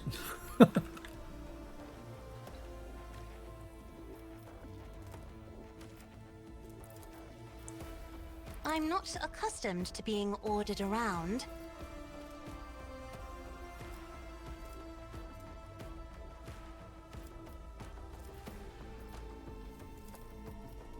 I am a navigator, not a servitor. Yep, buff yourself so you deal more damage. Tell Argenta to go and fire again.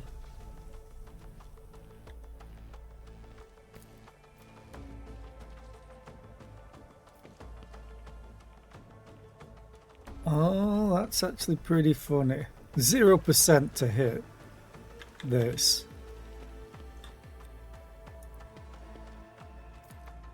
Unless I do that, and I'd rather take out the sharpshooter.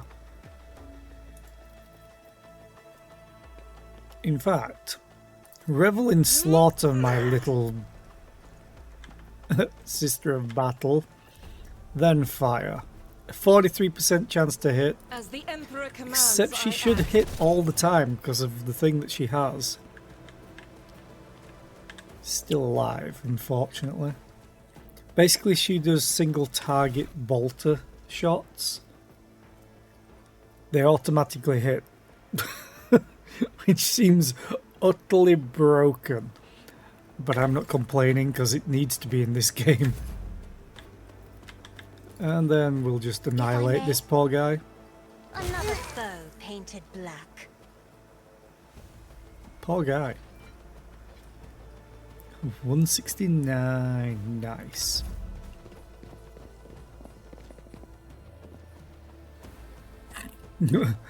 Damn, how are you sliding like that?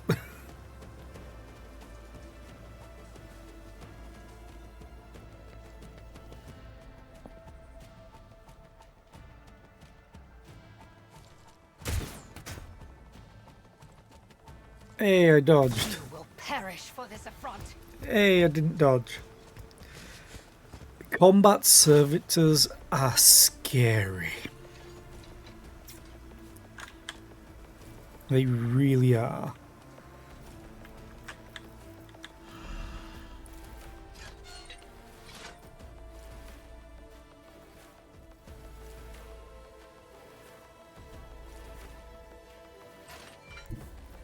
Can I throw it from here? No.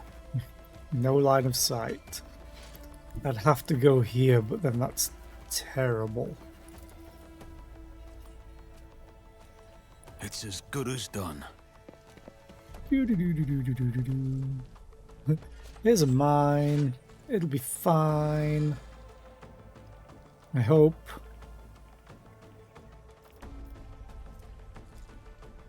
You are 3. Tier 3. So I will get crit damage out of this if I kill you.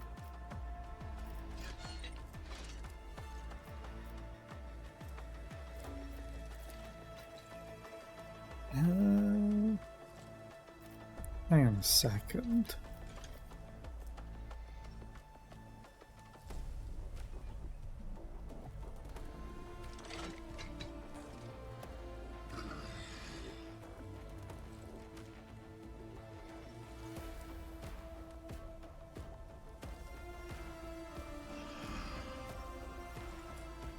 Idea.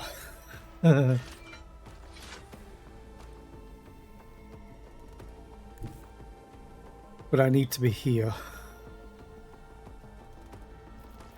I'm going to mark you. Is there anything else I can kill? Can I target you? Sure can. Okay. Pray. And then I'll mark you as prey as well. I'll make it happen. Do this. Then we will mark you.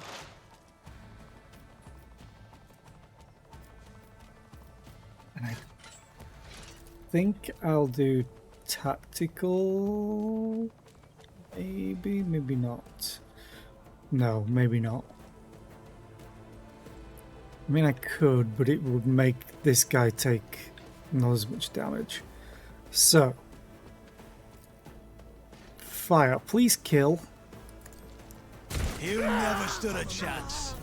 So now I get this, which didn't work the last time I used it.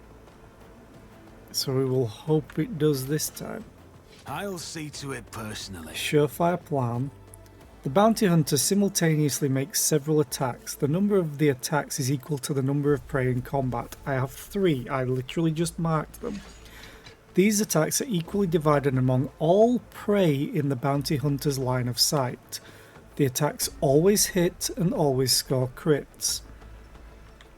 So hopefully I'll kill this and crit these two. These two.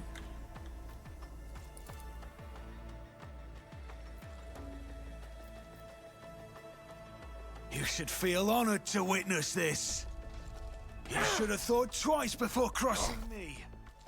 Another enemy down. Nice. And that gives me critical bonuses applied. So I am getting... Where is it? 5 times praise difficulty tier, which was 3 critical damage. So I'm getting 15% crit damage and 6% crit hit chance until the end of combat.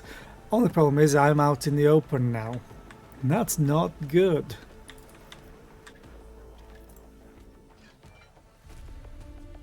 That's not good at all. Problem is wait a minute. 4 or more. Oh, this guy's not marked, and there's an ad break anyway. So I will wait. Right, I'm gonna have a snack. So I will mute the microphone because it's hard tofu again. So it's really loud because it's crunchy.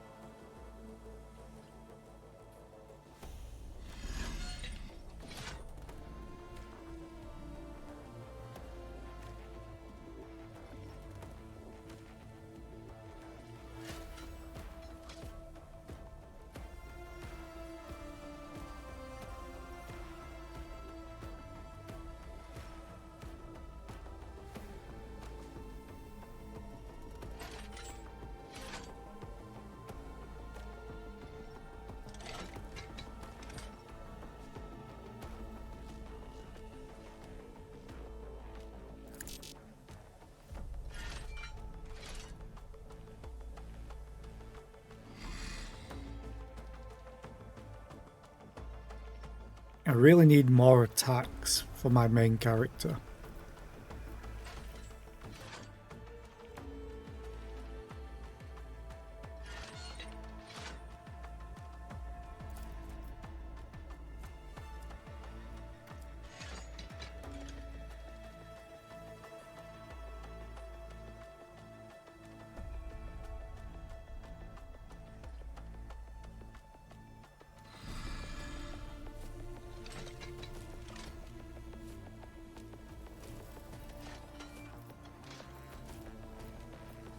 I can't really do anything very much now, so I'm gonna skip turn. Heinrichs can't really do anything right now.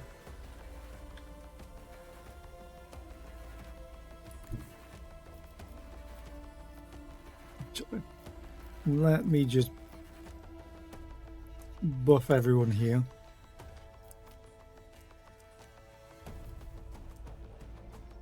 Not sanctioned to do this. What? Why? I just affected them with it.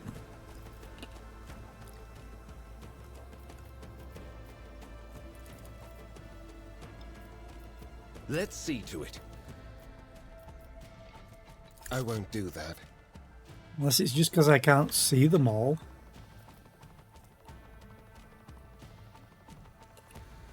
Weird.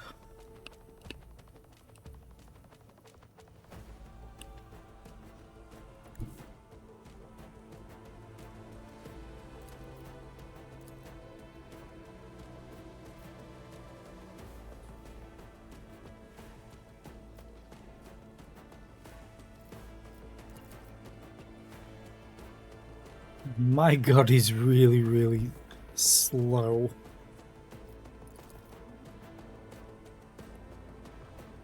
For the throne's glory.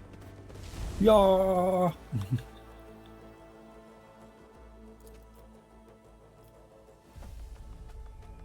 He's out. I'll just endure him.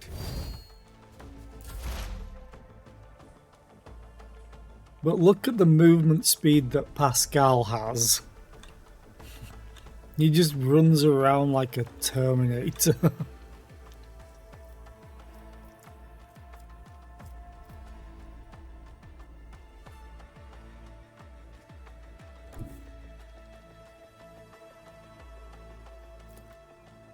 Advancing. Whoop! Bam! Successfully terminated.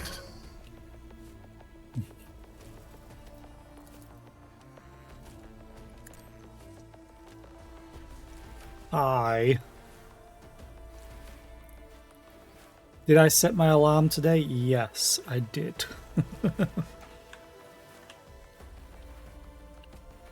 I have an hour and 45 minutes to go until it goes off. But luckily there's a thing on a computer that tells me the time. And it's right next to where chat is.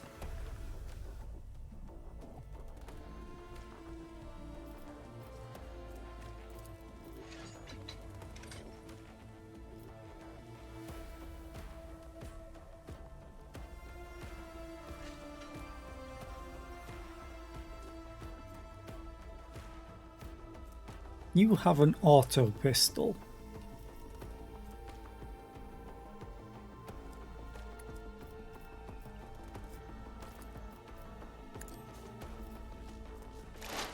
Honestly, I should probably put that on you. I think you have a heavy flamer. No, you have a melter gun. That's even worse.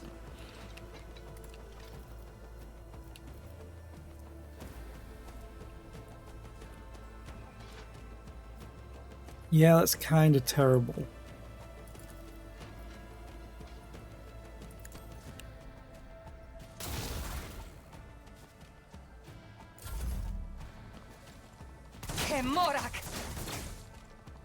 You're fine. Just walk it off. Oh, I was like, it's Argenta's turn again.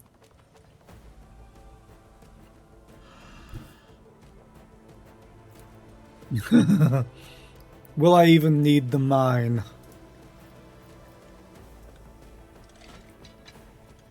Why is she missing an AP?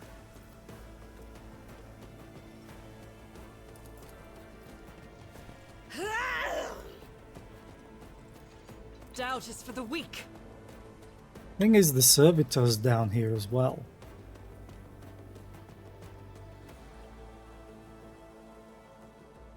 Yeah, screw it. Faith without deeds is worthless.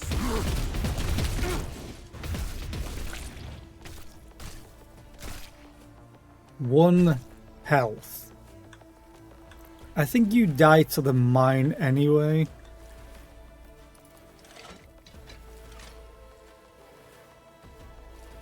I can't wait to get you a heavy bolter. I really cannot. Rejoice in battle!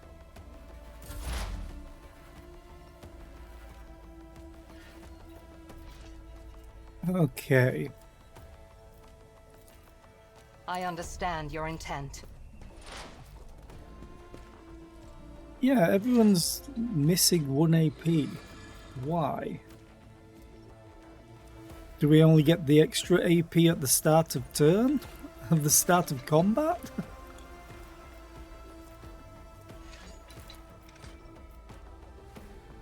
Oh, the opening's in the right spot for you, haha.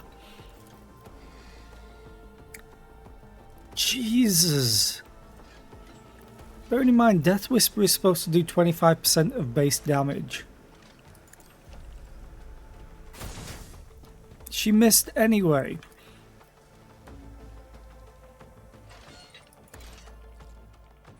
Ancestors guide me.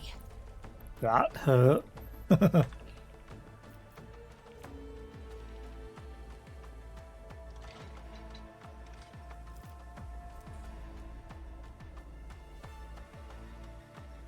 Okay.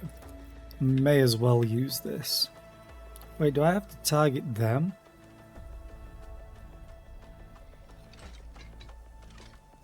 Yes, I do.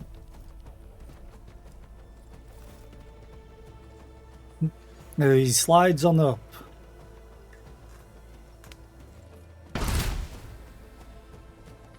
You never stood a chance. Emperor, deliver us!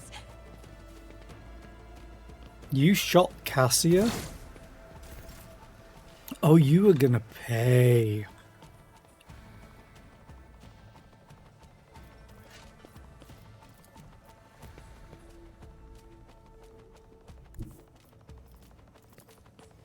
Emperor, give me strength.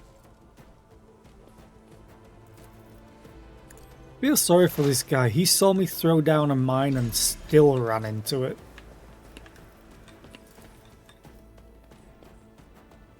Oh, I don't have line of sight on you? How? Oh, that's gonna hit Pascal.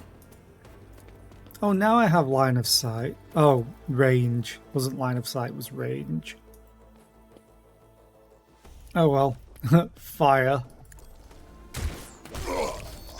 Oh. And I've already used my momentum. Can only use it once, but I forgot to use Surefire Plan again.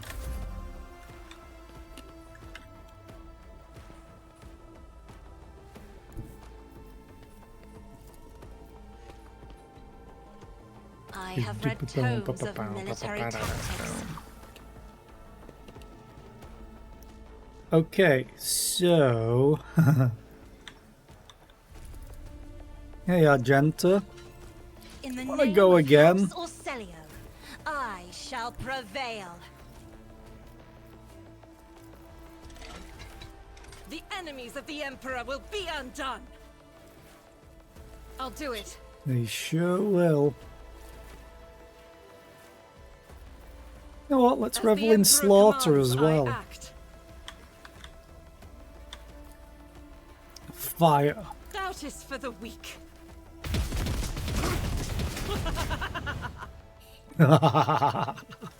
Yes, indeed.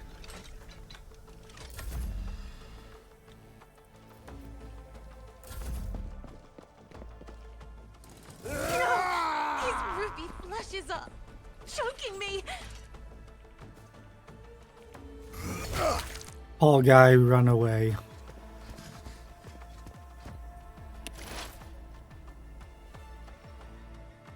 My turn. Well, you just hit my... Oh god, you have a lot of health. You hit my love interest in this game. Who I chose randomly.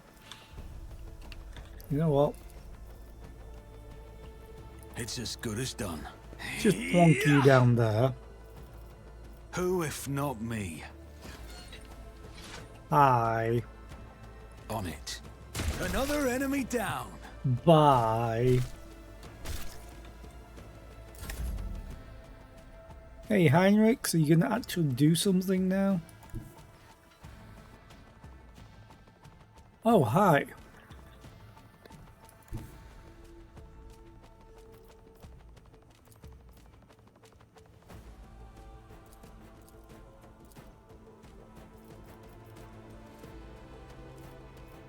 The Emperor is on our side.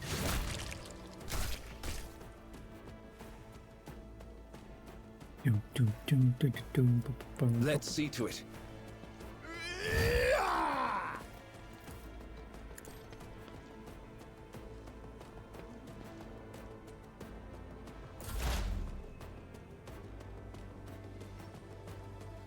Oh no, this guy has an opening on the back.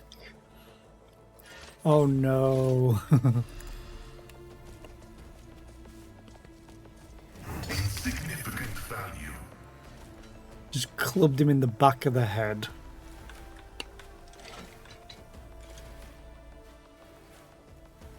Oh, wait a minute.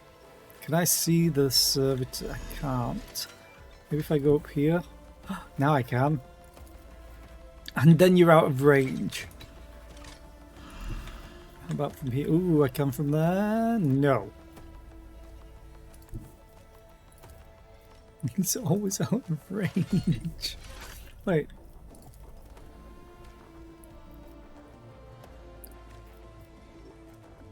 Ten cells.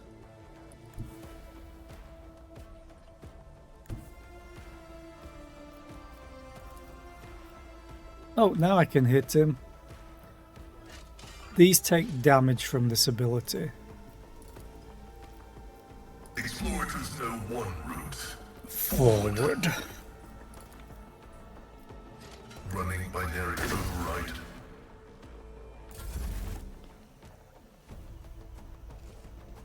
Oh, hello, cloaked peoples. Are you saying something? Just we can't see it. Stop! My kin! It is me! Yes, you were saying something. Ildari Guardian. Shuriken Catapult. Ildari Chainsword. Do I have to kill them? Because I will. Argenta hasn't had enough blood.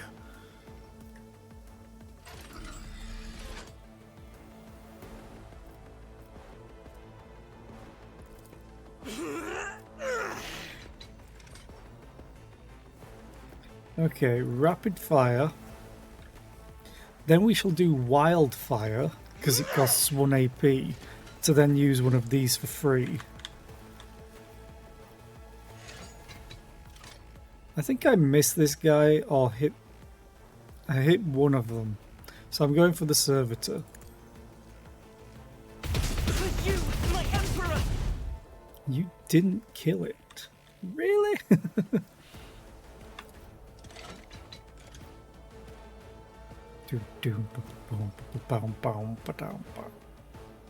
As the emperor commands, I act. I might crit. Oh, I did crit and didn't kill it anyway.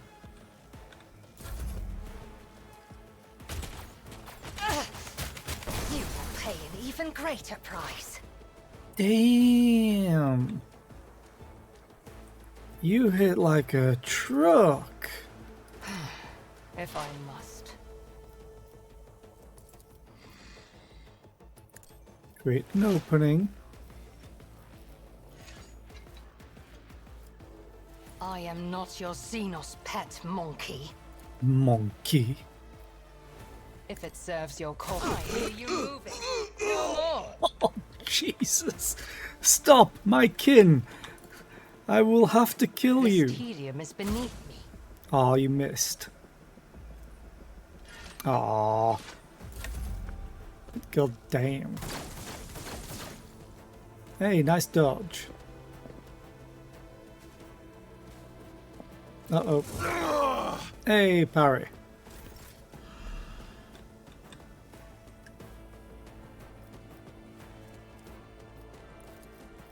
Oh, you're in range. Oh, you're in trouble. Me? Press the advantage, which she has a hell of a lot of stacks of. Isn't this a job for the serfs? Jesus! She almost straight up killed them.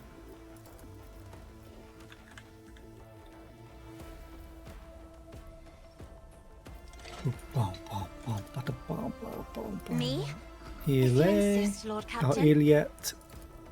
I'm not Finish accustomed them. to being ordered around.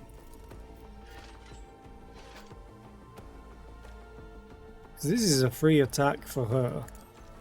I deal death with my hands. And this is just mean. I am not your... 78 damage. He had 19 health. Just putting that out there. Are you going to attack Pascal? You did see what they just... stood a chance. Nice. It's like you did see what they did to everyone else, right? I'm just going to attack. Another enemy down. Because he's the last one. Iliet's usually dispassionate face is contorted in a grimace of pain and rage. Your elucidator activates when she begins speaking in her own language. I swear on Cain's riven heart, Muran, you will pay for your treachery. May Morai Heg sunder your fate and cast it away. May the blood of the Eldanesh flood your throat. Okay.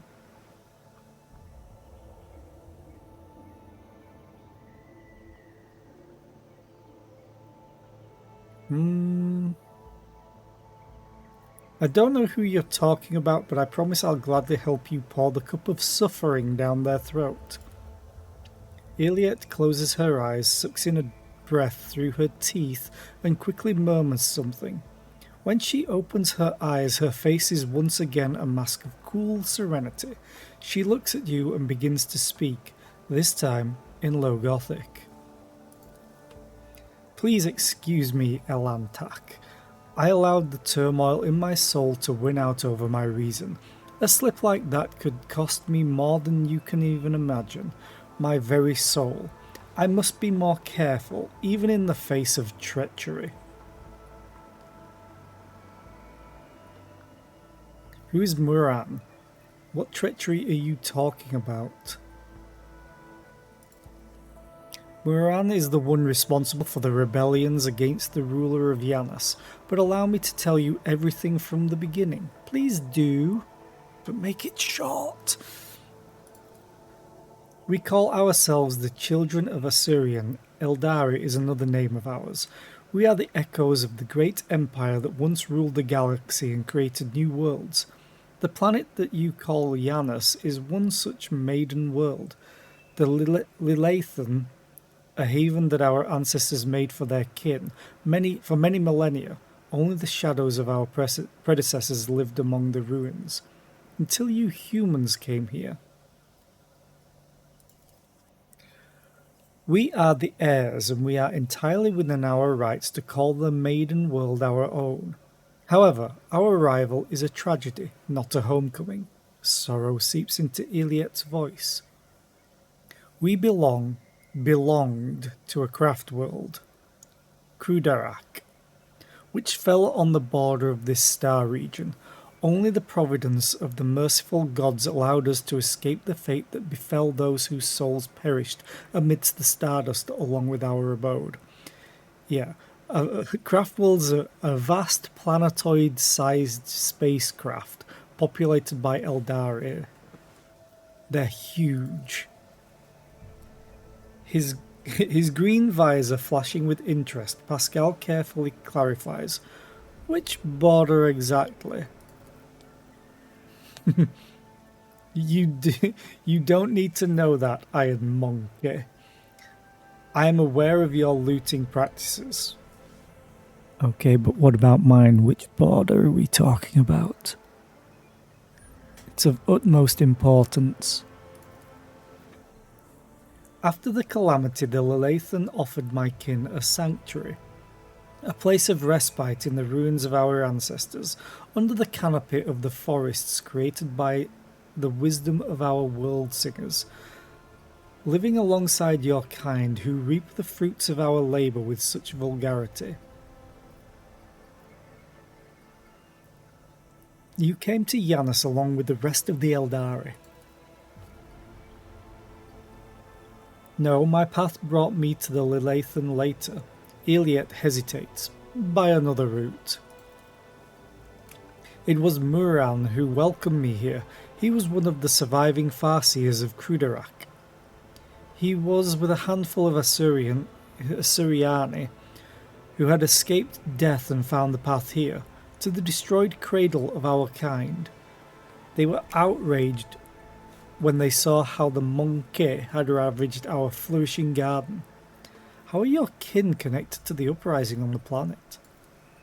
The Assyriani do not enter battles they cannot win. However, it is in our power to direct the currents so that the elements themselves wash obstacles and enemies from our paths.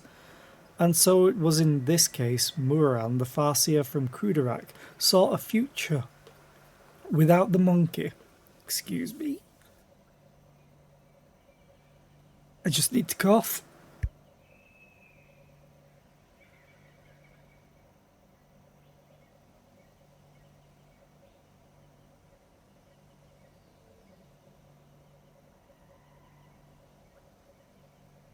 Oh, that went down the wrong pipe. We simply use the monkey's passions against them. Their love of freedom and anarchy. Their love of domination and violence. Stoking enmity between servants and rulers is easier when your targets are governed by emotion rather than reason. My kin became military advisors to the monkey, who rose up against the ruler of this world. I had a different mission, to become Vistenza's handler, since the rebels would be unable to get to her until both sides were sufficiently weakened. The ruler of the humans had never seen a child of Assyrian before, and so she accepted the lie about a degenerate branch of monkey dwelling far from their own kind. Why did your own kind attack you? I know not the answer to that question, Iliet lowers her head. Many cycles have passed since I departed these forests and my kin. They cannot have forgotten me, can they? Why would a handful of Xenos go to war against a whole planet? You can't kill everyone. I'm pretty sure they can. You struggle to understand the children of Assyrian, and I do not blame you for that. We are too different. Iliet says nothing for a few moments, choosing her words.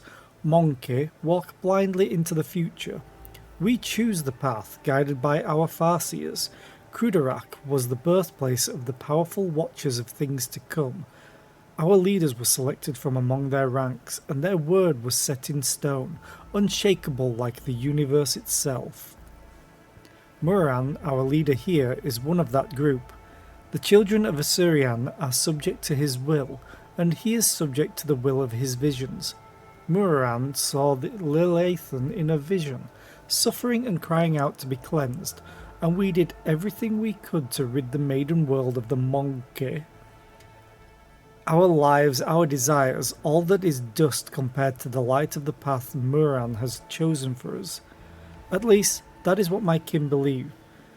I used to believe it too, until recently. Why are you telling me all this? What's brought on this candor? Elantak, your arrival has thrown my paths into disarray and lifted the veil on the truth that had been hidden from me. While I was shadowing the humans as ruler, I failed to see the signs that there was another threat looming over the Ledathan besides the monkey's deeds. The threat should be familiar to you, as it is to other intelligent species in the galaxy. We call it Silantresh, she who thirsts, goddess of chaos. Silantresh and she who thirsts are the names the Eldari gave to the chaos god Slanesh, their ultimate enemy. Slanesh is the god of passion, excess, and forbidden pleasures, and is known for his fickle and treacherous nature. Yeah, and the Eldari birthed Slanesh, essentially. The Ledathan's world spirit senses the threat and resists as much as it is able. The living things that inhabit this world are becoming its weapons, weapons turned against the monkey. Poisonous plants, rabid beasts, these are all like a blade in the Ledathan's hand as she fights the coming of Silantresh. The signs that have been revealed to me, they all indicate the presence of corruption on this world. Tendrils of corruption may be threading through the world spirit, poisoning it even as we speak. But for corruption to take hold of the planet so quickly requires effort. Effort directed by the will of another. Iliad pauses. I believe Vistenza Viat is in thrall to the will of Silantresh. As lamentable as it may be, the Imperium's history knows many cases where even the most steadfast followers of the Creed would turn away from his light. Governor Viat had to tap into many founts of knowledge to turn Yanis into a prosperous agri-world. Perhaps one of those founts became her undoing.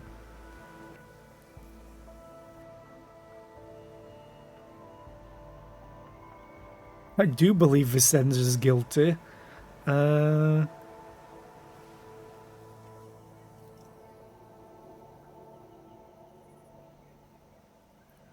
Maybe Vistenza is tainted from consorting with the archenemy. We will have to find out for ourselves.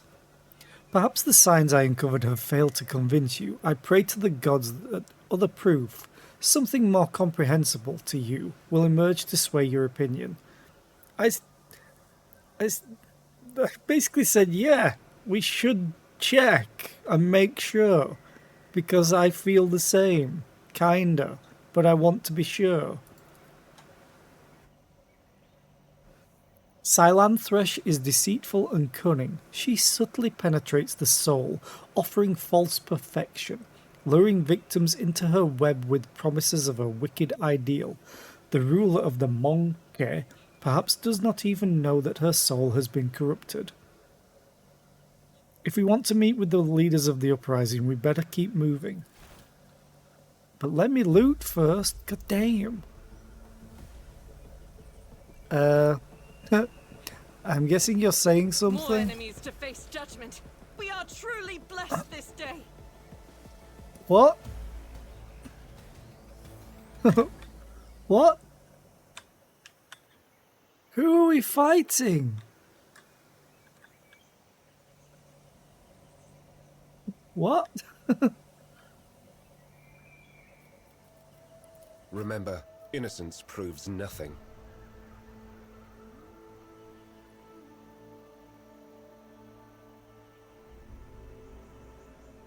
I'm watching your back. Always. What is happening?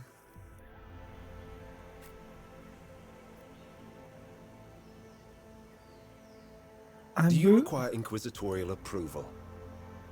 Start the battle. Okay, that was just bugged. I was hoping it might just be bugged.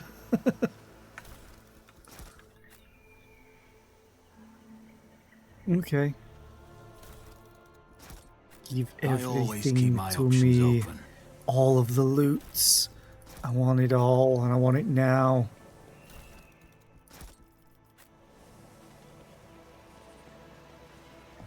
My Auspex has detected something. Good. Is it more loot? Looks like it's more loot.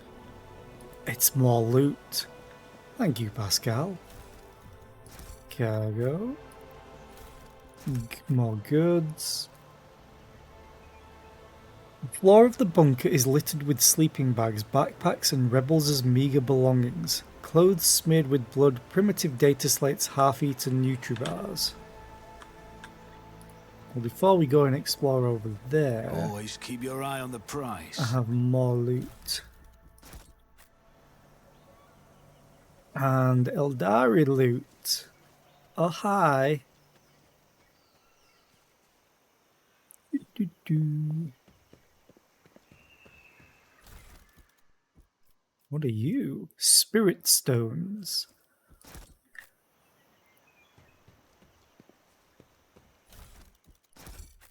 Is there money to be made? Loot. Loot. Give it to me. I should probably check what I've gotten. Oh, there's so much loot. Hang on. Oh, Let us not dawdle. more bad guys that I killed. That was the loot. This guy who fell to his death.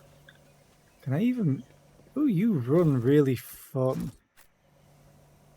No, there.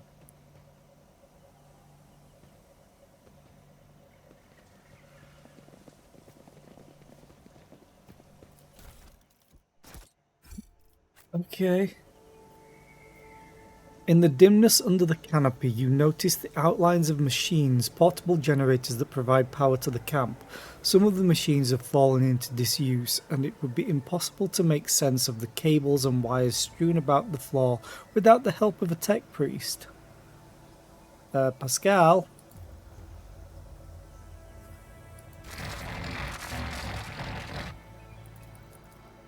Seriously? I have a tech priest! Okay.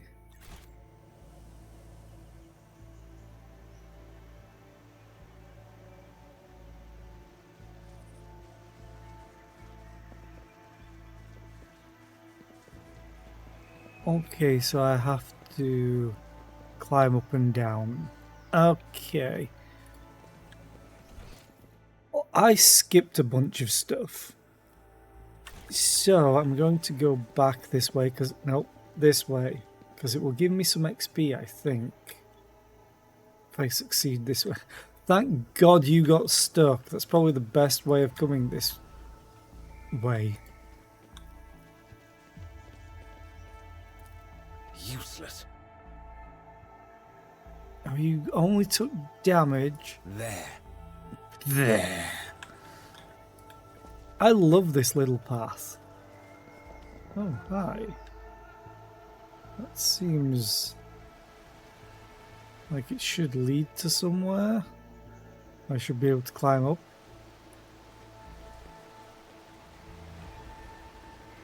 Do you think I just killed the main host of them before, like, the scouting party of them? The forward guard, maybe?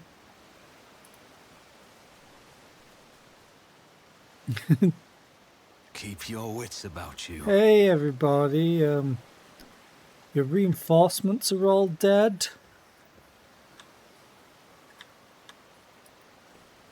Your arrogance will be your downfall. Hold on, brothers. I'll call for backup.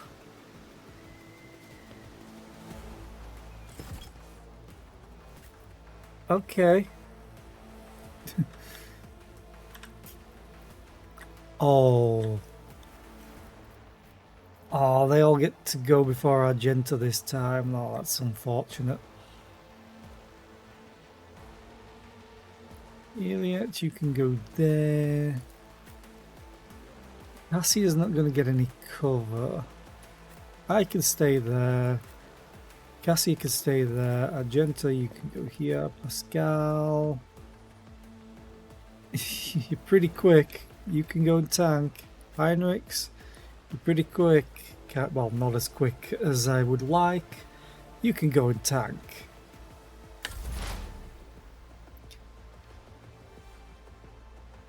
Okay.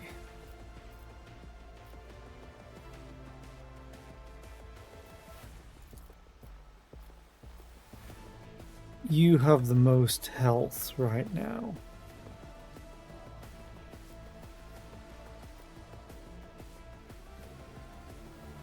But I can't see you. So let's just start thinning out the crowd. Oh, could have done slightly more damage.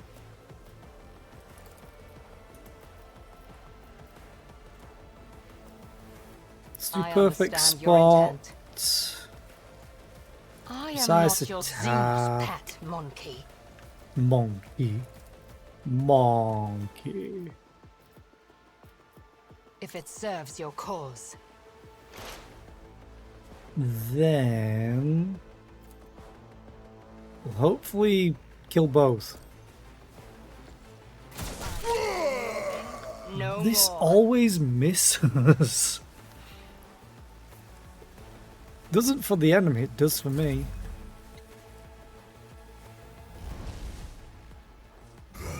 Function successfully terminated. You moved into range of Pascal to charge Don't Heinrichs. frighten me!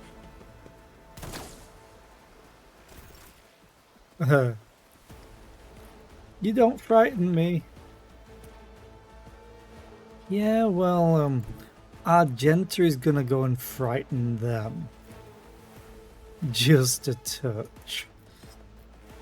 God Emperor, Let's move through me. Be the fire in my heart. do this properly. I'll do it. Oh, hi. As the Emperor commands, I act. None can escape the Emperor's judgment. You're damn right. Anyway, let's get a free attack as well. Who's next? You know what? Just Doubt kill. is for the weak.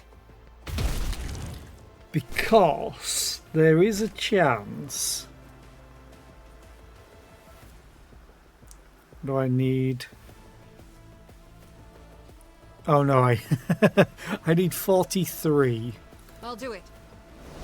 I got 32, which is amazing, but just not enough. However, I just realised whose turn it is next.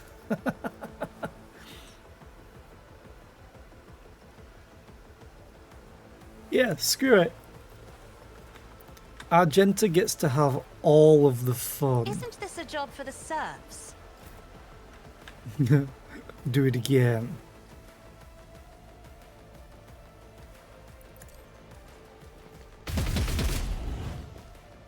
Oh, I think if she'd have killed one, she could have gotten her ultimate ability. But then again, I could just I'll give paint Argenta your another death in turn. colours.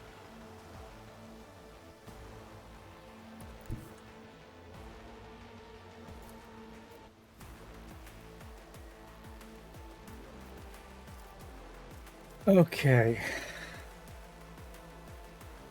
You don't actually have a lot of cover from here, right? So, Guided by concentrated faith. fire.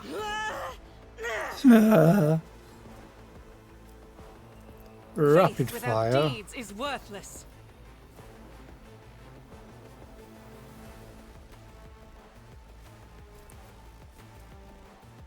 I'll do Wildfire. it.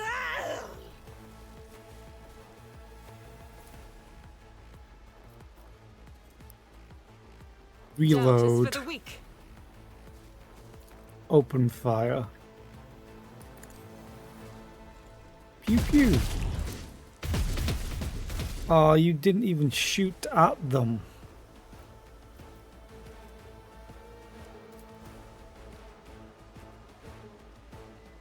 I'll do it. Try again. This is by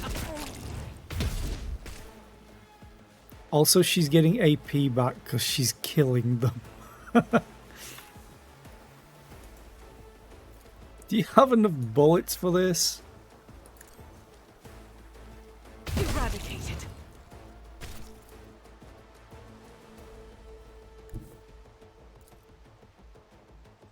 Oh, really? You don't have... You can't target enough? Oh, oh, you can there. Try again. I will bathe this battlefield in righteous fury. Each strike is a prayer. This is why she's my favourite. I refuse. Oh, now she doesn't have target. Oh, she has line of sight on him.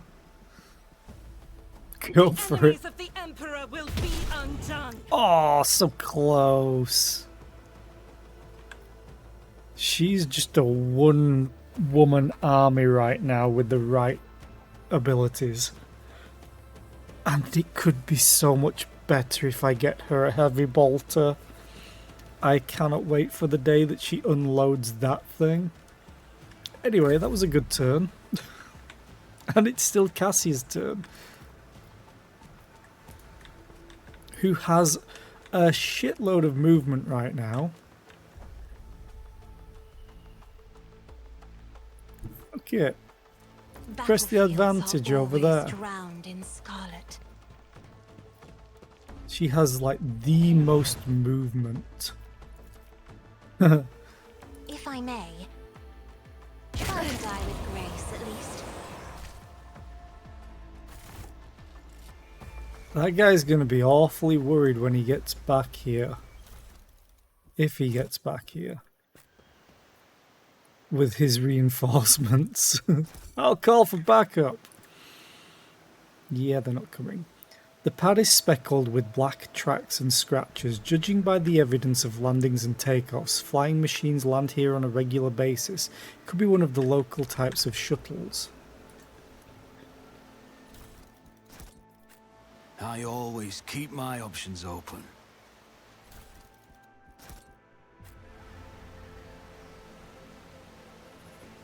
Okay. No more loot there. I need to check what I've picked up. A hunting rifle. Actually does more damage, has more... Deadeye shots fired by this rifle deal an additional +5 damage to larger enemies. You know what? Got a better rifle for you. In all respects, I think. Except for range. Range is the thing, and max ammo. But I'm fine with that. For now. Melter. No one has it. It's not even heavy, it's just... armor pen is 50%. Mildari Ranger, but I think that's what you're wearing. Yes.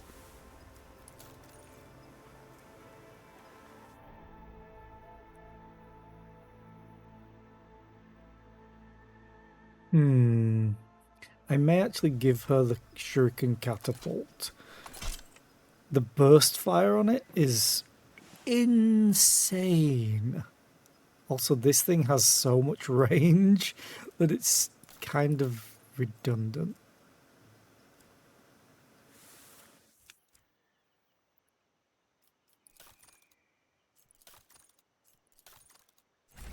Okay. Quick save, because I didn't do that before this fight.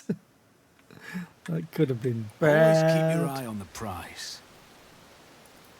I won't let it define me. The remains of an ancient structure are visible under the green canopy.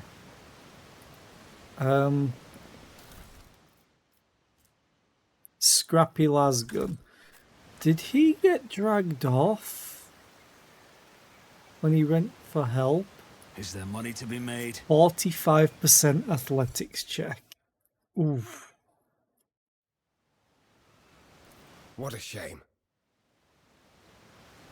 Come on, heal up.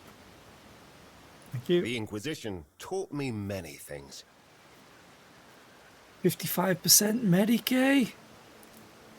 I'll learn from this mistake. The mutilated body is covered in deep lacerations. I'm failing so many tests now. That was a problem for you. Rise to the top, or get left in the dust. Heinrichs is so full of himself. War. This is intriguing. Yeah. Argenta. Please. Never doubt me. What is your demolition now? 80%. Cool. That's how it's done. The touch of she who thirsts has disfigured the Lelathan down to the smallest of her children. How deep does the corruption run?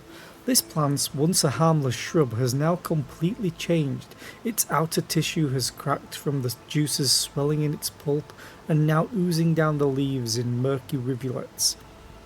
The mutation looks like the result of some powerful sorcery.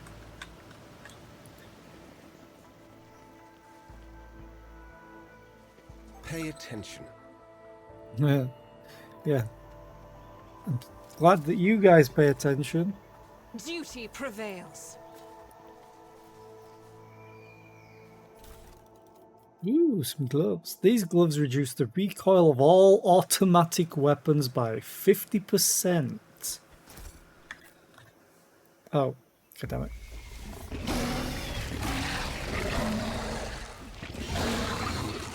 I am prey for no creature. These creatures were once so timid, they were so reticent. Could the seed of evil truly have taken root in them as well? Probably looking at them. At least it's not an ambush, so I'm not going to get mauled to death instantly. They are large creatures as well. Yanusian Lacerax. I wonder what it does. They all go first, which is really terrible for me.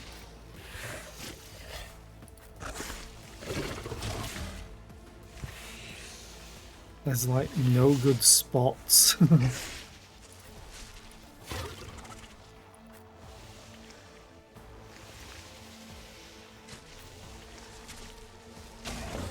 Oh well.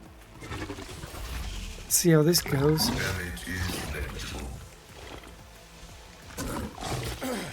Okay. Focus. Yeah, that kind of hurts. Natural armor effect applied. This creature's armor depends on the amount of its wounds. If it has more than 70% of its total wounds, it has 55% armor. If it has 70 to 40% of its wounds, it has 40% armor. If it has less than 40% of its total wounds, it only has 25% armor. Also, it also suffers plus 20% toxic and fire damage.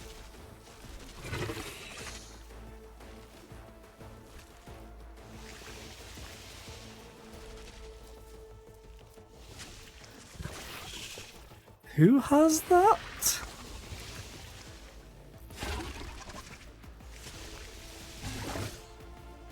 Okay. So it currently has 55% armor. Do these all have it?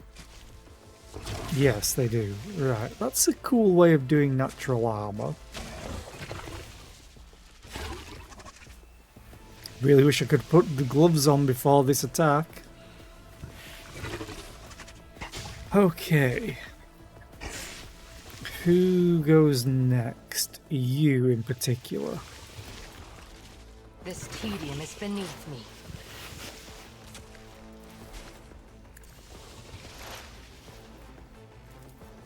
Death Whisper. I am not your fortune favors the swift.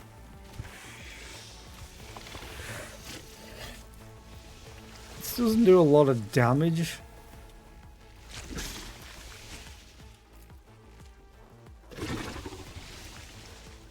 This kinda does.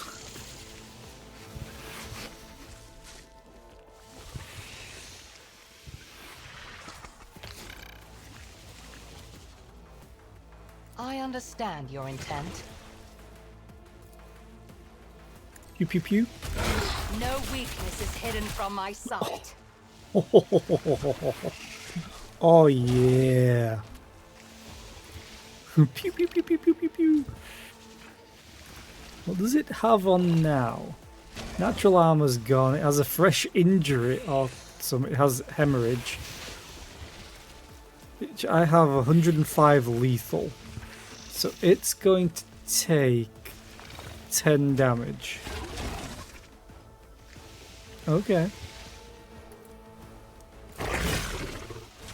And it's gonna... Oh, he dodged. Oh, it crit. That's not good. That's not good at all. That being said... Okay. Argenta. If you insist, Lord Captain. Have some willpower as well. I'm not accustomed to being ordered around. And then bring it down. Then concentrated fire. Oh crap. Forgot this is your extra turn. Damn it.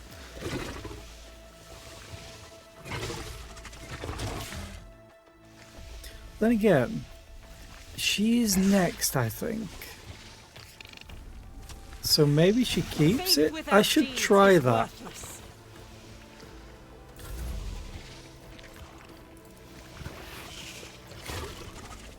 I am a navigator, not a servitor.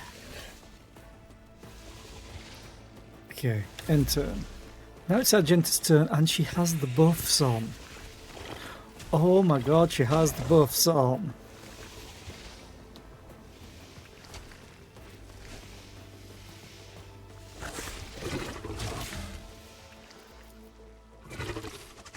Fire.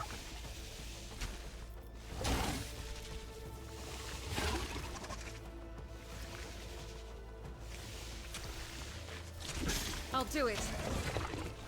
None can escape the Emperor's judgment. Then we're gonna do run and gun.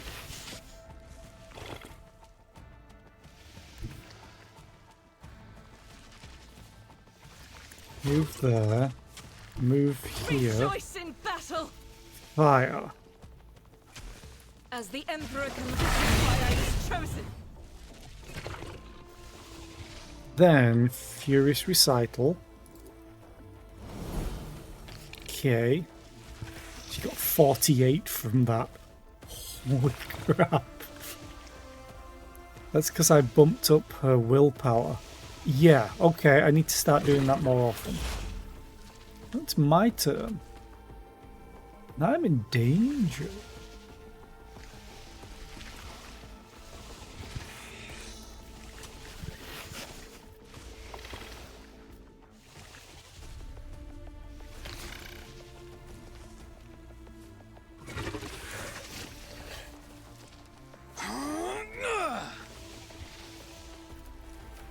I'll make it happen.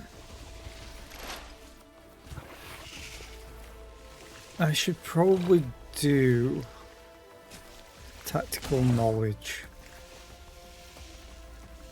So I only target you. Good. Now we all get buffed by a lot, and I get more buffs.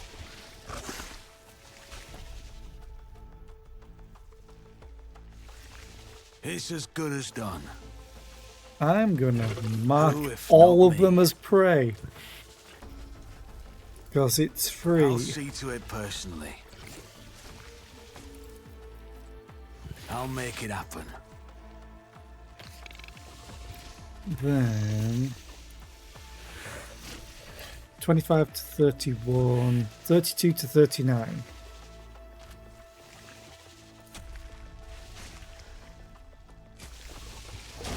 On it.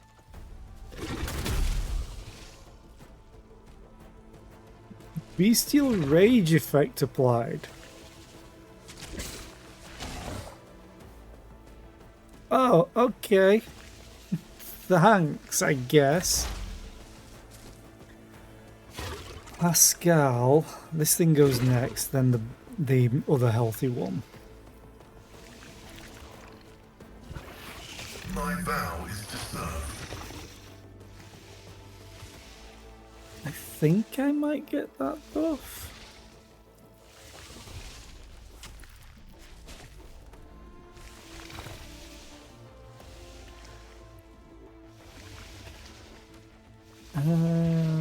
Do I read this? Because they don't have recoil. I do.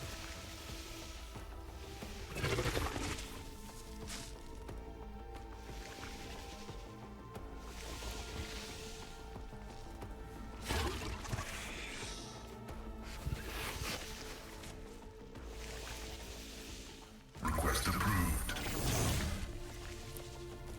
Don't think this is going to work, but I have to try.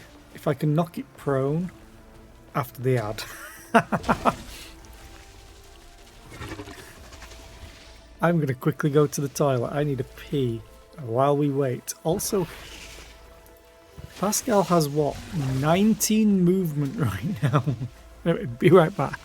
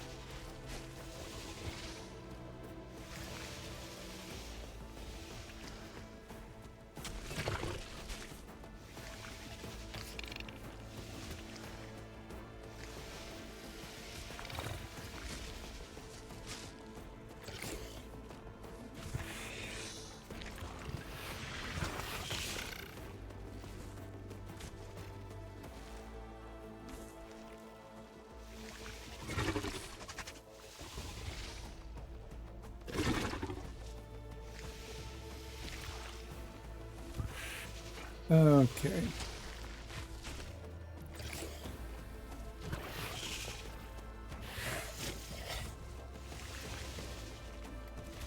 I'm definitely going to try and push this away.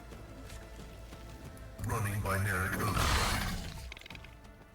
It's saved.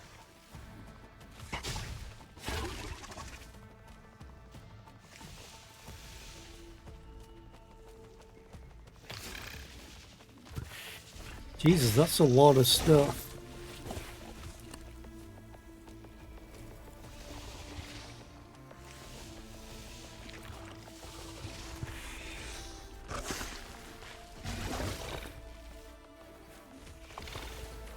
%0 chance to crit?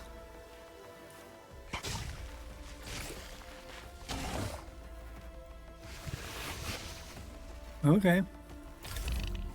Flesh is weak, yet iron knows no pain.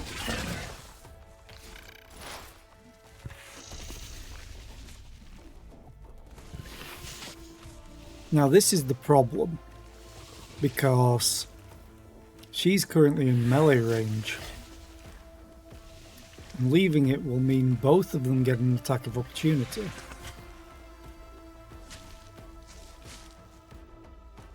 Hi Fari, how are you today? I hope you're well.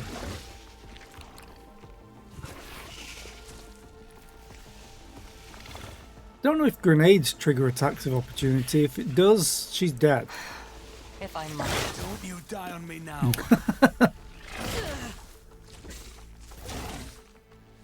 Now Argenta... Oh, Christ. This is not good. Isn't this a job for the serfs? If I may. Me. If you insist, Lord Captain. Ow.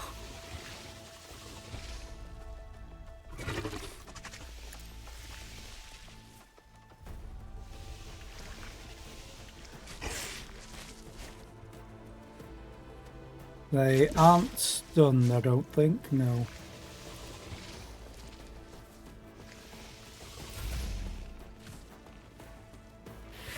Argenta will die as well from this. Unless... Ministration is a holy task. Heal yourself. Then run Guided by here. faith. I need your aegis, oh Emperor. Oh God! She has 2 health. I need you to just annihilate one of these, please. Probably both, but... Faith without deeds is worthless. Emperor. You may as well reload.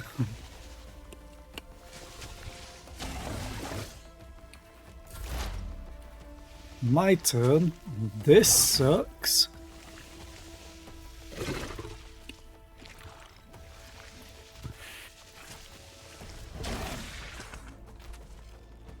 I have to go for the overpenetration. I'll make it happen.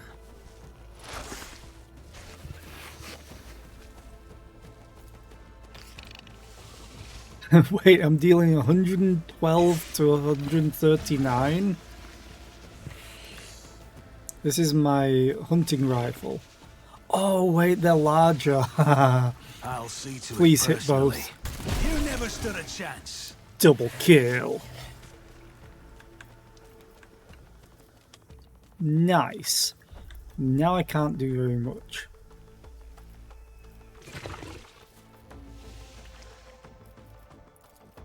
I'll make it happen. Pascal, I need you to do a lot of work here.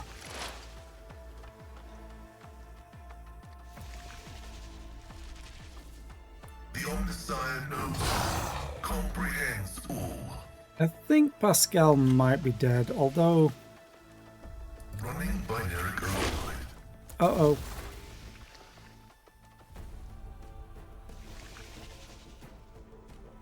I mean, I reduced its damage. Hydraulics are failing. He's still alive!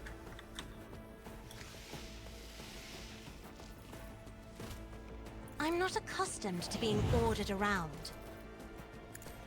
Another foe painted black. I think... Oh, really? Your agility? Crippled arm. Just fresh injury. I woke up with a feeling of wonder. as if a field of flowers was blossoming nearby. A child was saved from death. 1,000 heretics were burning alive, begging and sobbing. I'm grateful. Okay. Argenta, you need some medkits. This one? This one. I think that's an already used one.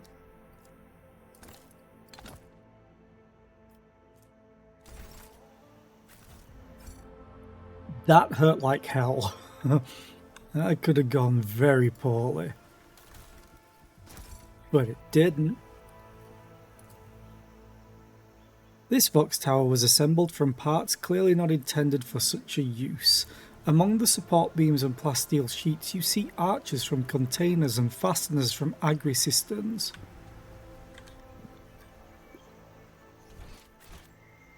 Oh, even more goods? Cool.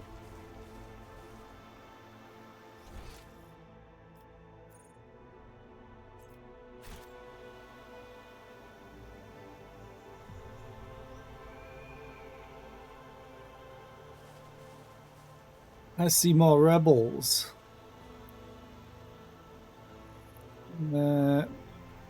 Okay, I see Eldari architecture. I always have a backup plan. No, here too.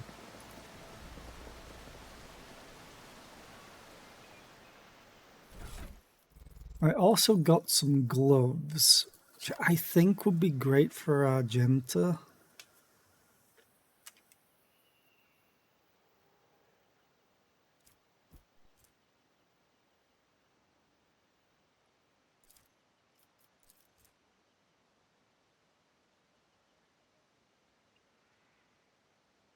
I think it counts. What is the recoil?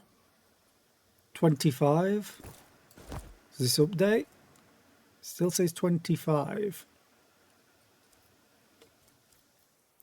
But I'm going to see because I think it's easy to tell. Let us not dawdle. So that guy that ran off to get backup got mauled.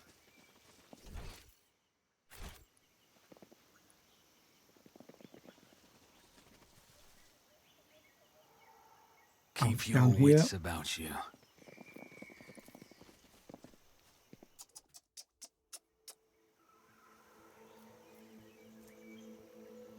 He just tutted himself. Right.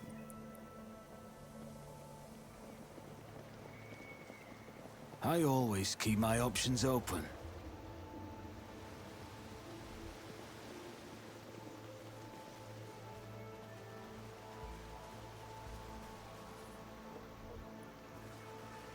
Always keep your eye on the Sense prize. something nearby. Can you disarm it? The Emperor favors me today. Pay Yep. attention. Another trait. Is there money to be made? I'm still new to the art of exploring. Christ, we're almost leveled up again.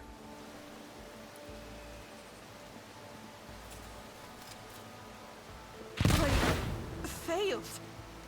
She got hit by a crack grenade. The burden of failure is the most terrible punishment. Man, I am rolling terribly. Cast your eye there. 3 for 3? Never doubt me. Hey, I never doubted you, not even after the first or second. Come on, Pascal, give me the goods. Explorator is blessed with multifunctionality. Increases the wearer's agility by 5 and athletics by 10. Oh, okay. What boots are you wearing? Each side power they use, okay.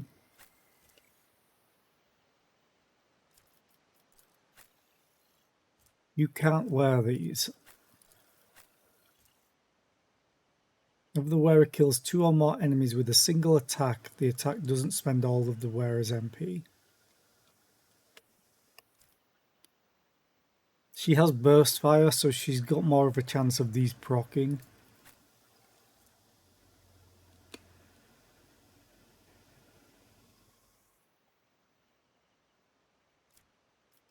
I think I'm actually going to give him that, because it brings his agility up to 40.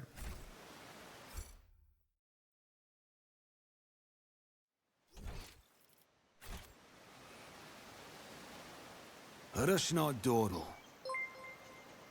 I am not dawdling. I am moving slowly. Watch your steps.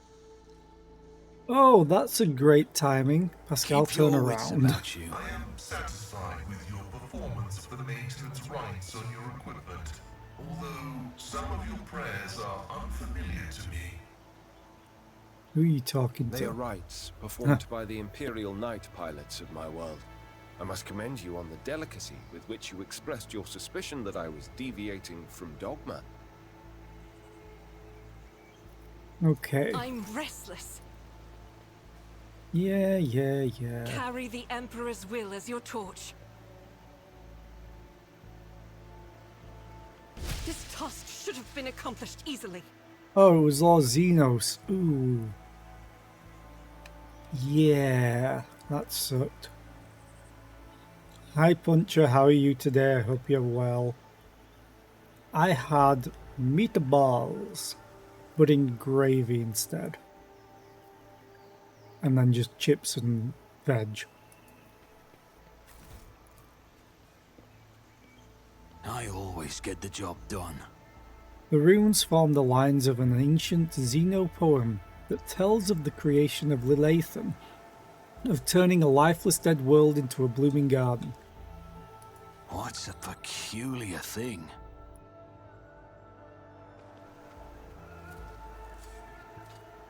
Success is the only outcome I accept. Oh, wow, that was 35%. Sorry, 45%.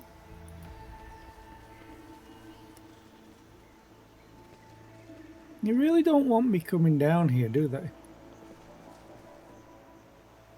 Oh, this was the... God, 25%? Oh, no.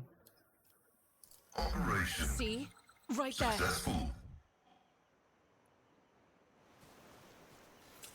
So many traps. I failed. God damn it, Argenta. You were brilliant at these before. Ooh, hello. Data slate with notes. M40 autogun.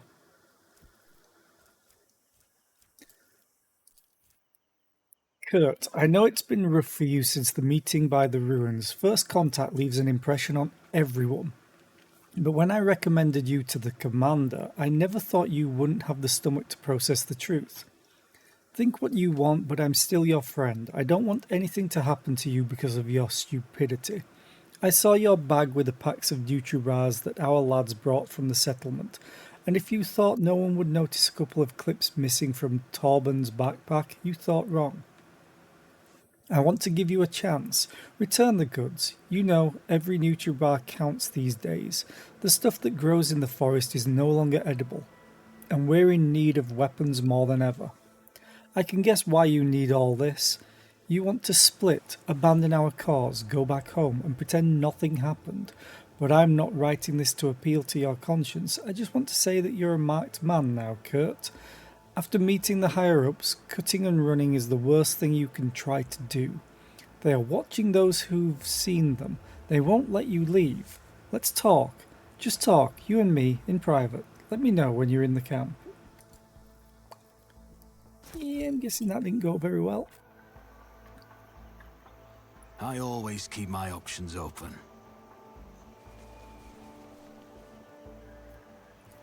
Okay. My success is an irrefutable certainty. Rise to the top, or get left in the dust.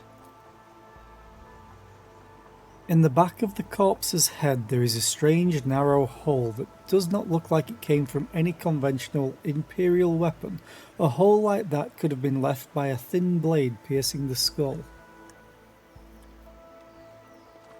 High Eldari weaponry? Oh, this plant looks Always keep your eye on the price. nice and inviting. Smell the roses and get your face ripped off. Just as I planned. The touch of she who thirsts has disfigured the Lilitham down to the smallest of her children. How deep does the corruption run? The plant is covered in pulsating purple spots. Hashtag purple gang.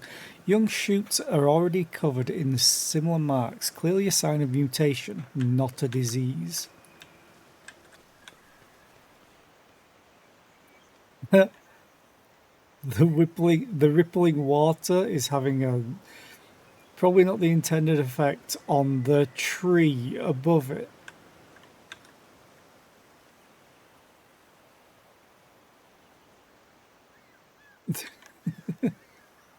Is there money to be made? But then again, we could just say, oh, it's warp crap. Oh, not again. Messiah, give me the power to eradicate thy enemies. Oh, it's an ambush this time, and Argenta is at the front. Oh, it swapped all of my formation again. Why does it keep doing this?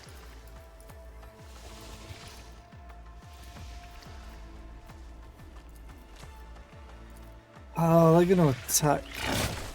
Oh, they attacked Pascal. Argenta has to move back. God Emperor, move through me. Oh, nice. She Fire in my dodged.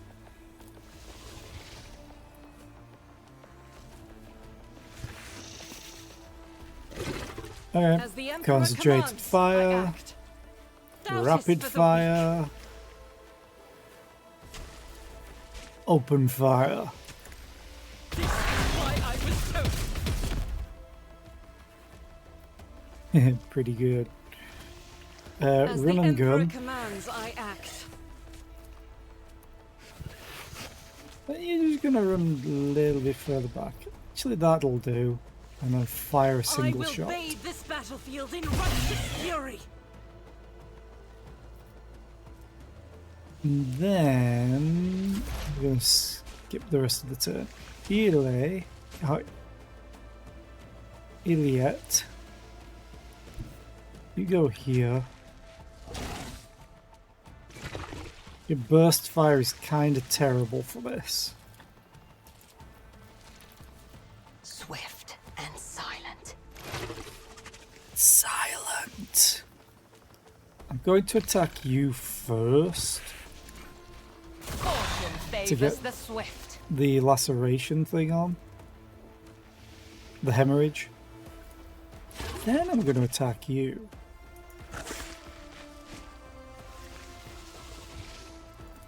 Let's just double check. Oh, the opening was on the correct side for me.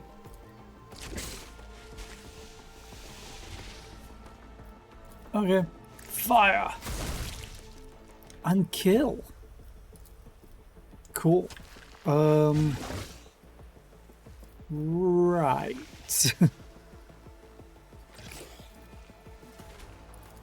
In my sights, This may as tedium is well. beneath me. How dare you attack Lady Cassia?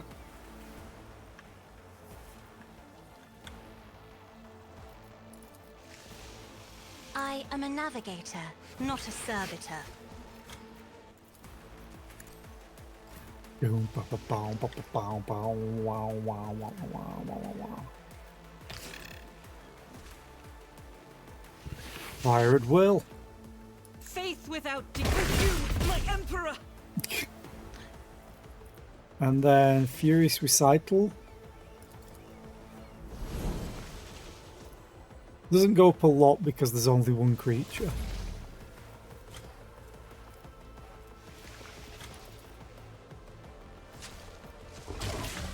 Me? If you insist, Lord Captain. If I may. Help me, Lord Captain.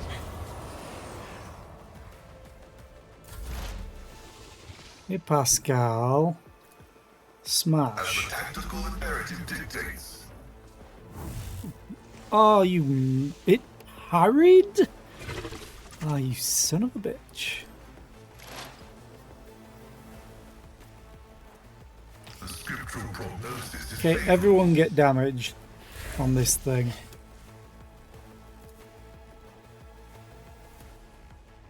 I won't object to it. Let's see to it. No! Why? But of course, Lord Captain.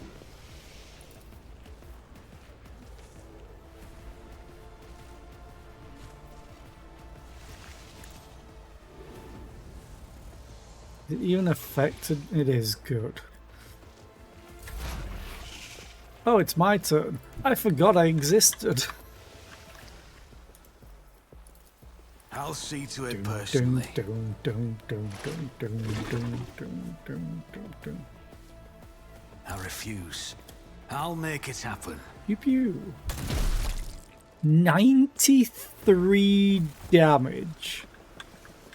Oh, hell yeah. But they don't have any loot. Let us not dawdle. Nothing escapes my sight. What about darkness? Does that escape your sight? The void of space? Cast your eye there. Go on, it's time to blow yourself up with a crack grenade. Duty prevails. And again. The Emperor favors me today. Cool. I did it. A giant ravenous creature whose hide is pierced with spikes and spines.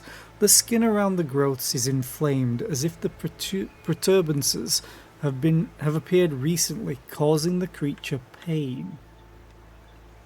Can I walk there? Oh, I sure can. I don't think they're red outlined though.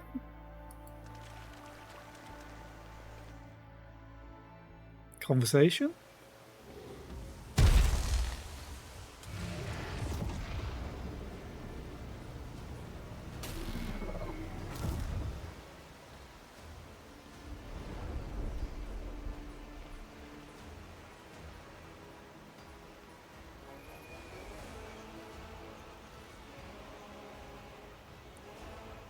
We just talk. Muran, the tall being in a fine long garment, turns to you, their face hidden behind the blank visor of their helmet. When they begin to speak, even from a distance, you feel the air around the figure grow cold. Monkey, you should not be here. Iliet strides forward, her eyes flashing. Muran, I'm calling you to account. You said that the great danger threatening the Lelathan lurked in the hearts of the monkey, in their greed and ignorance. And all the while another enemy was looming over this world, an enemy whose tracks you should have seen in things to come. Silantresh, she who thirsts, is threatening this world, and you hid it from us. Answer me. Did you or did you not behold our greatest foe in the Lelathan's future? Did you lie to me? After Iliet's words, the two tall Eldari behind Muran start moving. One looks around at the leader while the other lets out a cry muffled under his visor. The rebel beside you cringes as though the Eldari's speech causes him pain. He strains to say something, but Muran makes an imperious gesture and the soldier meekly straightens up and salutes, staring at the Xenos with slavish devotion. The robed figure inclines their head, and then they begin to speak. Iliet, the outcast, you have left the path that was set out for you. You brought unknown monkey to our refuge, and now you speak to me with unseemly anger. Your long wanderings far from Kudarak have altered your mind and tainted your sight.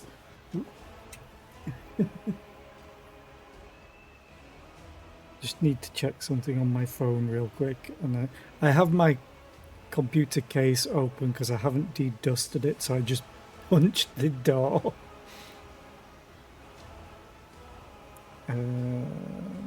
Real quick. Yes, that's fine.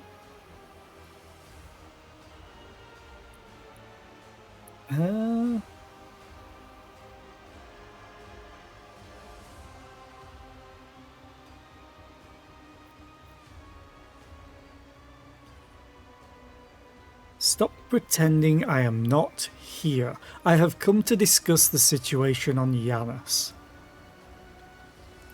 Bring your entourage to heal Iliet the outcast. Their mere presence offends my sensibilities. The least they can do is display the obedience we have impressed upon our monkey servants.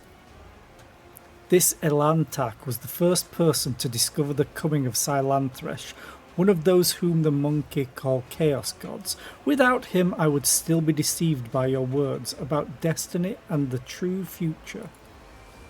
Monkey revealing paths. It's ludicrous.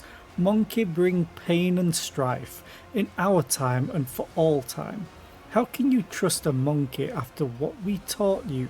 After hearing the sorrowful song of the dying world? Muran turns his head toward you. It was not chance that brought Kudarak down. Monkey destroyed our ancient home, stripped us of our defences, doomed us to wander amidst the cold stars.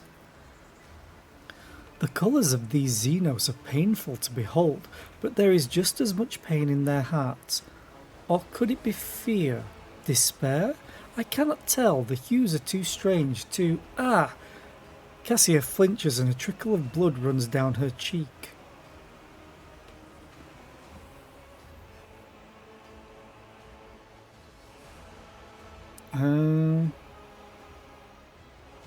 I'm sorry to hear that your home was destroyed, but I wasn't there and know nothing of this calamity. Muran gazes you intently. If these words had come from an Eldari, I would have believed them. But you are merely a monkey, a plaything of your own passions. Any emotion that takes hold of your soul can drive out all trace of reason and honour. You are playing with words and avoiding the question. Notes of desperation and rage are creeping into Iliet's voice now. The Lilathan is under threat from our eternal foe, and yet you're more concerned about the presence of the Elantak than the corruption that is flowing through the veins of this world. Did you never consider that your war might simply be hastening Silanthresh's triumph? Perhaps the ruler's servants, in their efforts to protect her, will resort to more and more instruments of corruption. Muran leans down over Iliet, his tone menacing.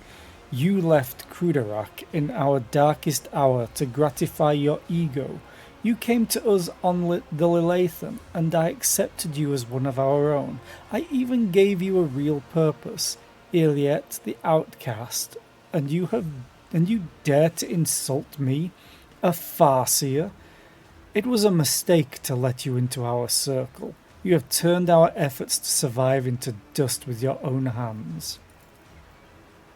I am a child of Assyrian, Muran, not a plaything in the cold hands of fate, which you claim speaks through your mouth.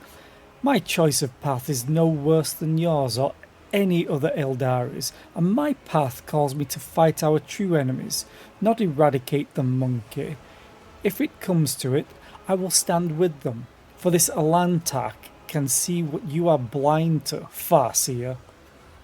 Iliet's eyes are alight with fury. She pointedly lays her hand on her weapon, looking away from the Farseer.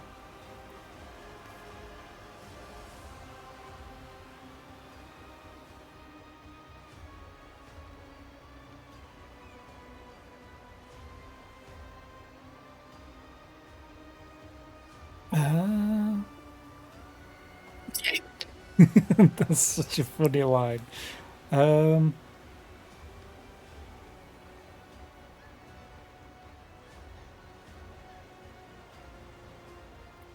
want 2 or 3.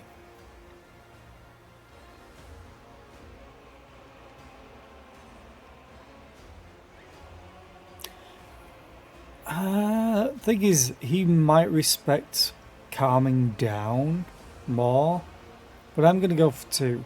I am willing to help the Eldari defeat the archenemy, but first we must deal with the rebellions you have been orchestrating. Moran turns his head toward you. So Iliet the Outcast has revealed our secret to you. I'm sure you have something to say in that regard, monkey.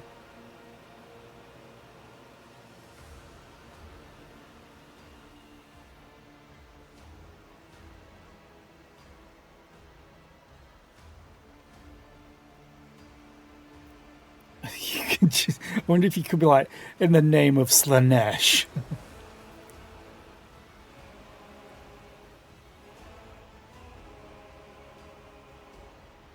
If this world is in serious danger, there is no sense in fighting each other.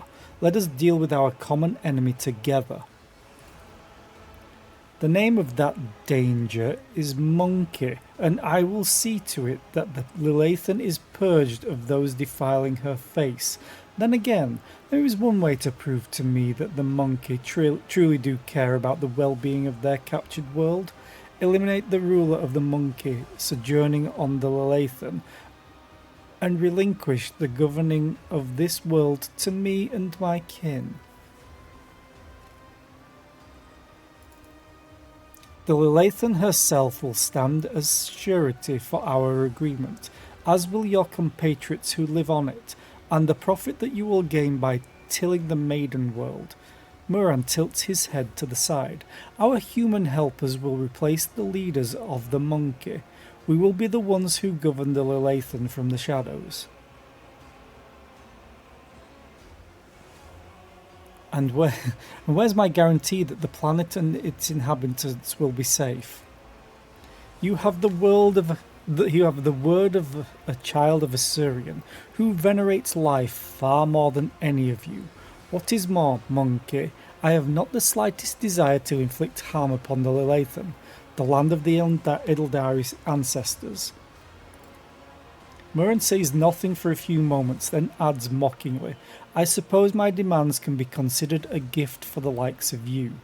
You could not wish for anything better than Eldari stewards to rule over Monkey without bloodshed.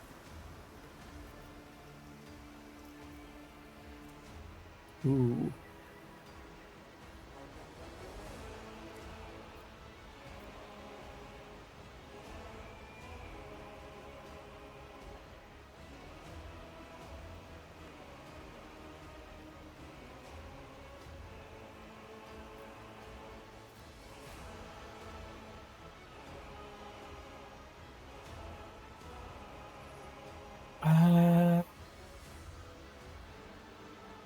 I'm going to ask this anyway. What have you done to these people? They believe you are their commanders. The Monkey believe they are serving fellow members of their tribe. They're wise and noble chiefs. My gift is potent enough to ensure that the Monkey hiding in these forests see us as humans rather than children of Assyrian, and see your primitive structures rather than the traces of our kind.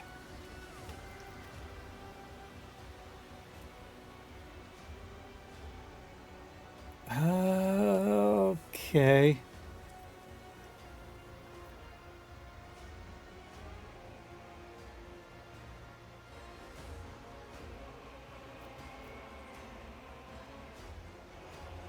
I kind of want to do this one. I don't want them to be fully in charge. I'd like it to be an alliance. We shall do things another way. I shall grant my protection to this form of alliance between Xenos and representatives of humanity. Together we shall destroy Vistenza and her associates, and then humans and Eldari will flourish on Janus under my patronage. The statement predicting future success is fallacious. Security dogmas are based on extensive statistical data on confrontations with xeno races, and there have been 0 cases of successful coexistence. This is a gross violation of every sacred covenant of the Imperium. I do not know, Zera, what dictates this willfulness, but I promise you, Yanis will face the most serious consequences. Muran stares at you for several seconds. At last he says, "An alliance? That is how you interpreted what I said? Then again, if you prefer that word, let us call it an alliance. We will protect the Lilathan, but we will do so without violence. We will work for the interests of our race and our world through trusted monkey, while we will remain in the shadows of the forests. This will be safer for everyone. If the Lilathan remains in our charge, I am willing to come to an agreement. We will not lose another kinsman, and we will be able to tend to this world, which has suffered so many years under humanity's yoke. As regards the ruling monkey," Muran makes a strange gesture, and the Eldari behind him take off running into the forest. "We will help you." The rebel nods in satisfaction. That's good. Our commanders should stay in charge. They'll know what to do. They'll know what's best, what pleases the God Emperor. He speaks the last words in a barely audible whisper, wincing as if in pain from a splitting headache. Iliad gives you a long studying look. "Wait, Elantak, before you leave these forests forever, take me with you, to the distant suns. The tale of the children of Assyrian on the Lilathan is coming to an end, but somewhere out there, among the cold stars of the cosmos that your kind calls the expanse, there are others, deprived of home, lost, suffering." Iliad shuts her eyes and grief twists her finely sculpted features. "We can help one another, Elantak. You will be my wings and I your wounding spear, and your voice of reason, should you encounter my kin. If that is still not enough," Iliad thinks for a moment and continues carefully, "I promise you a wondrous reward, Elantak. The treasures of my world hidden in the vastness of space in exchange for the rescue of my kin. If you remain true to your word and do not go back on our covenant." "I'm sorry, did you bribe me with loot?" "You clearly know who you are dealing with."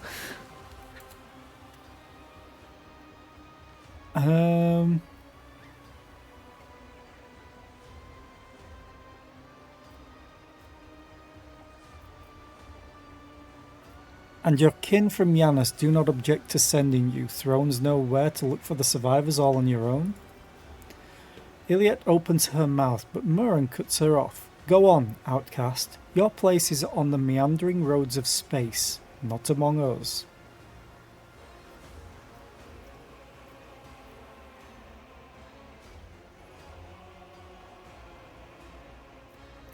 "You do not lack for boldness. Even your request is worded not as a plea but as a treaty. But I like it, so we have a deal." "Well, Elantak? Zera, yes? I am tired of titles and designations, my own and others'. Since your path lies beyond the limits of the Lilathan, I will go with you to search for others of my kind scattered among the stars. Perhaps they will greet me more warmly than this brood." I think I just leveled up again. "And remember your promise, Elantak. When we leave the Lilathan, it will be to go to the distant stars. Muran saw them in his vision, and they sang mournful songs about the fate of my people, and I will fight beside you until the song of the stars turns into a funeral lament." Cool. I probably could have got some really good gear if this ended up in a fight. Keep your wits about you. But I'm happy to have a diplomatic resolution to this. There is more loot. Also, this place looks cool. Failure is just a temporary setback. God damn it. An elegant arch made from some matte material. You see no joins nor traces of fastening, as if the entire structure was cast as one. Probably was. Probably summoned I always it. keep my options open. Oh, there it is.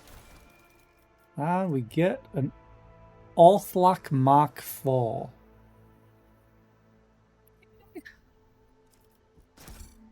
It's a pistol. Always keep your eye on the prize. So one of them had a name. Bogle. Hi, Bogle. So what's the Overlord of Yanis look? So that's what the Overlord of Yanis looks like. Ha! Rise to the top or get left in the dust. Hey, Moran, I don't suppose you're selling stuff? Also, I await the fulfillment of the vow, monkey. Okay. Unfortunately, I can't exactly run all the way back. Oh, wait. Return to Void Ship. Yes, I Is there can. money to be made? Cool. Oh, I missed this. That's how it's done. The massive statue depicts one of the gods of the Eldari, an ancient Xeno race that once inhabited vast regions of the galaxy. Okay, I am going to leave it here for tomorrow, because I'll have to get ready for work soon. 121, right? But I'm going to save it as this, and I'll level up first thing tomorrow. So thank you all for being here. I appreciate it. I'm ending ever so slightly early, but I figure this is a good stopping point. We shall go and raid. Oh, let's go and raid Tug. He's playing Coral Island, so that's probably going to be a disaster at some point.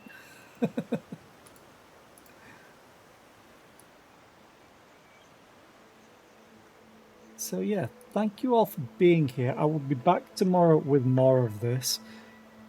And I hope you all have a great rest of the day while I go and suffer in retail.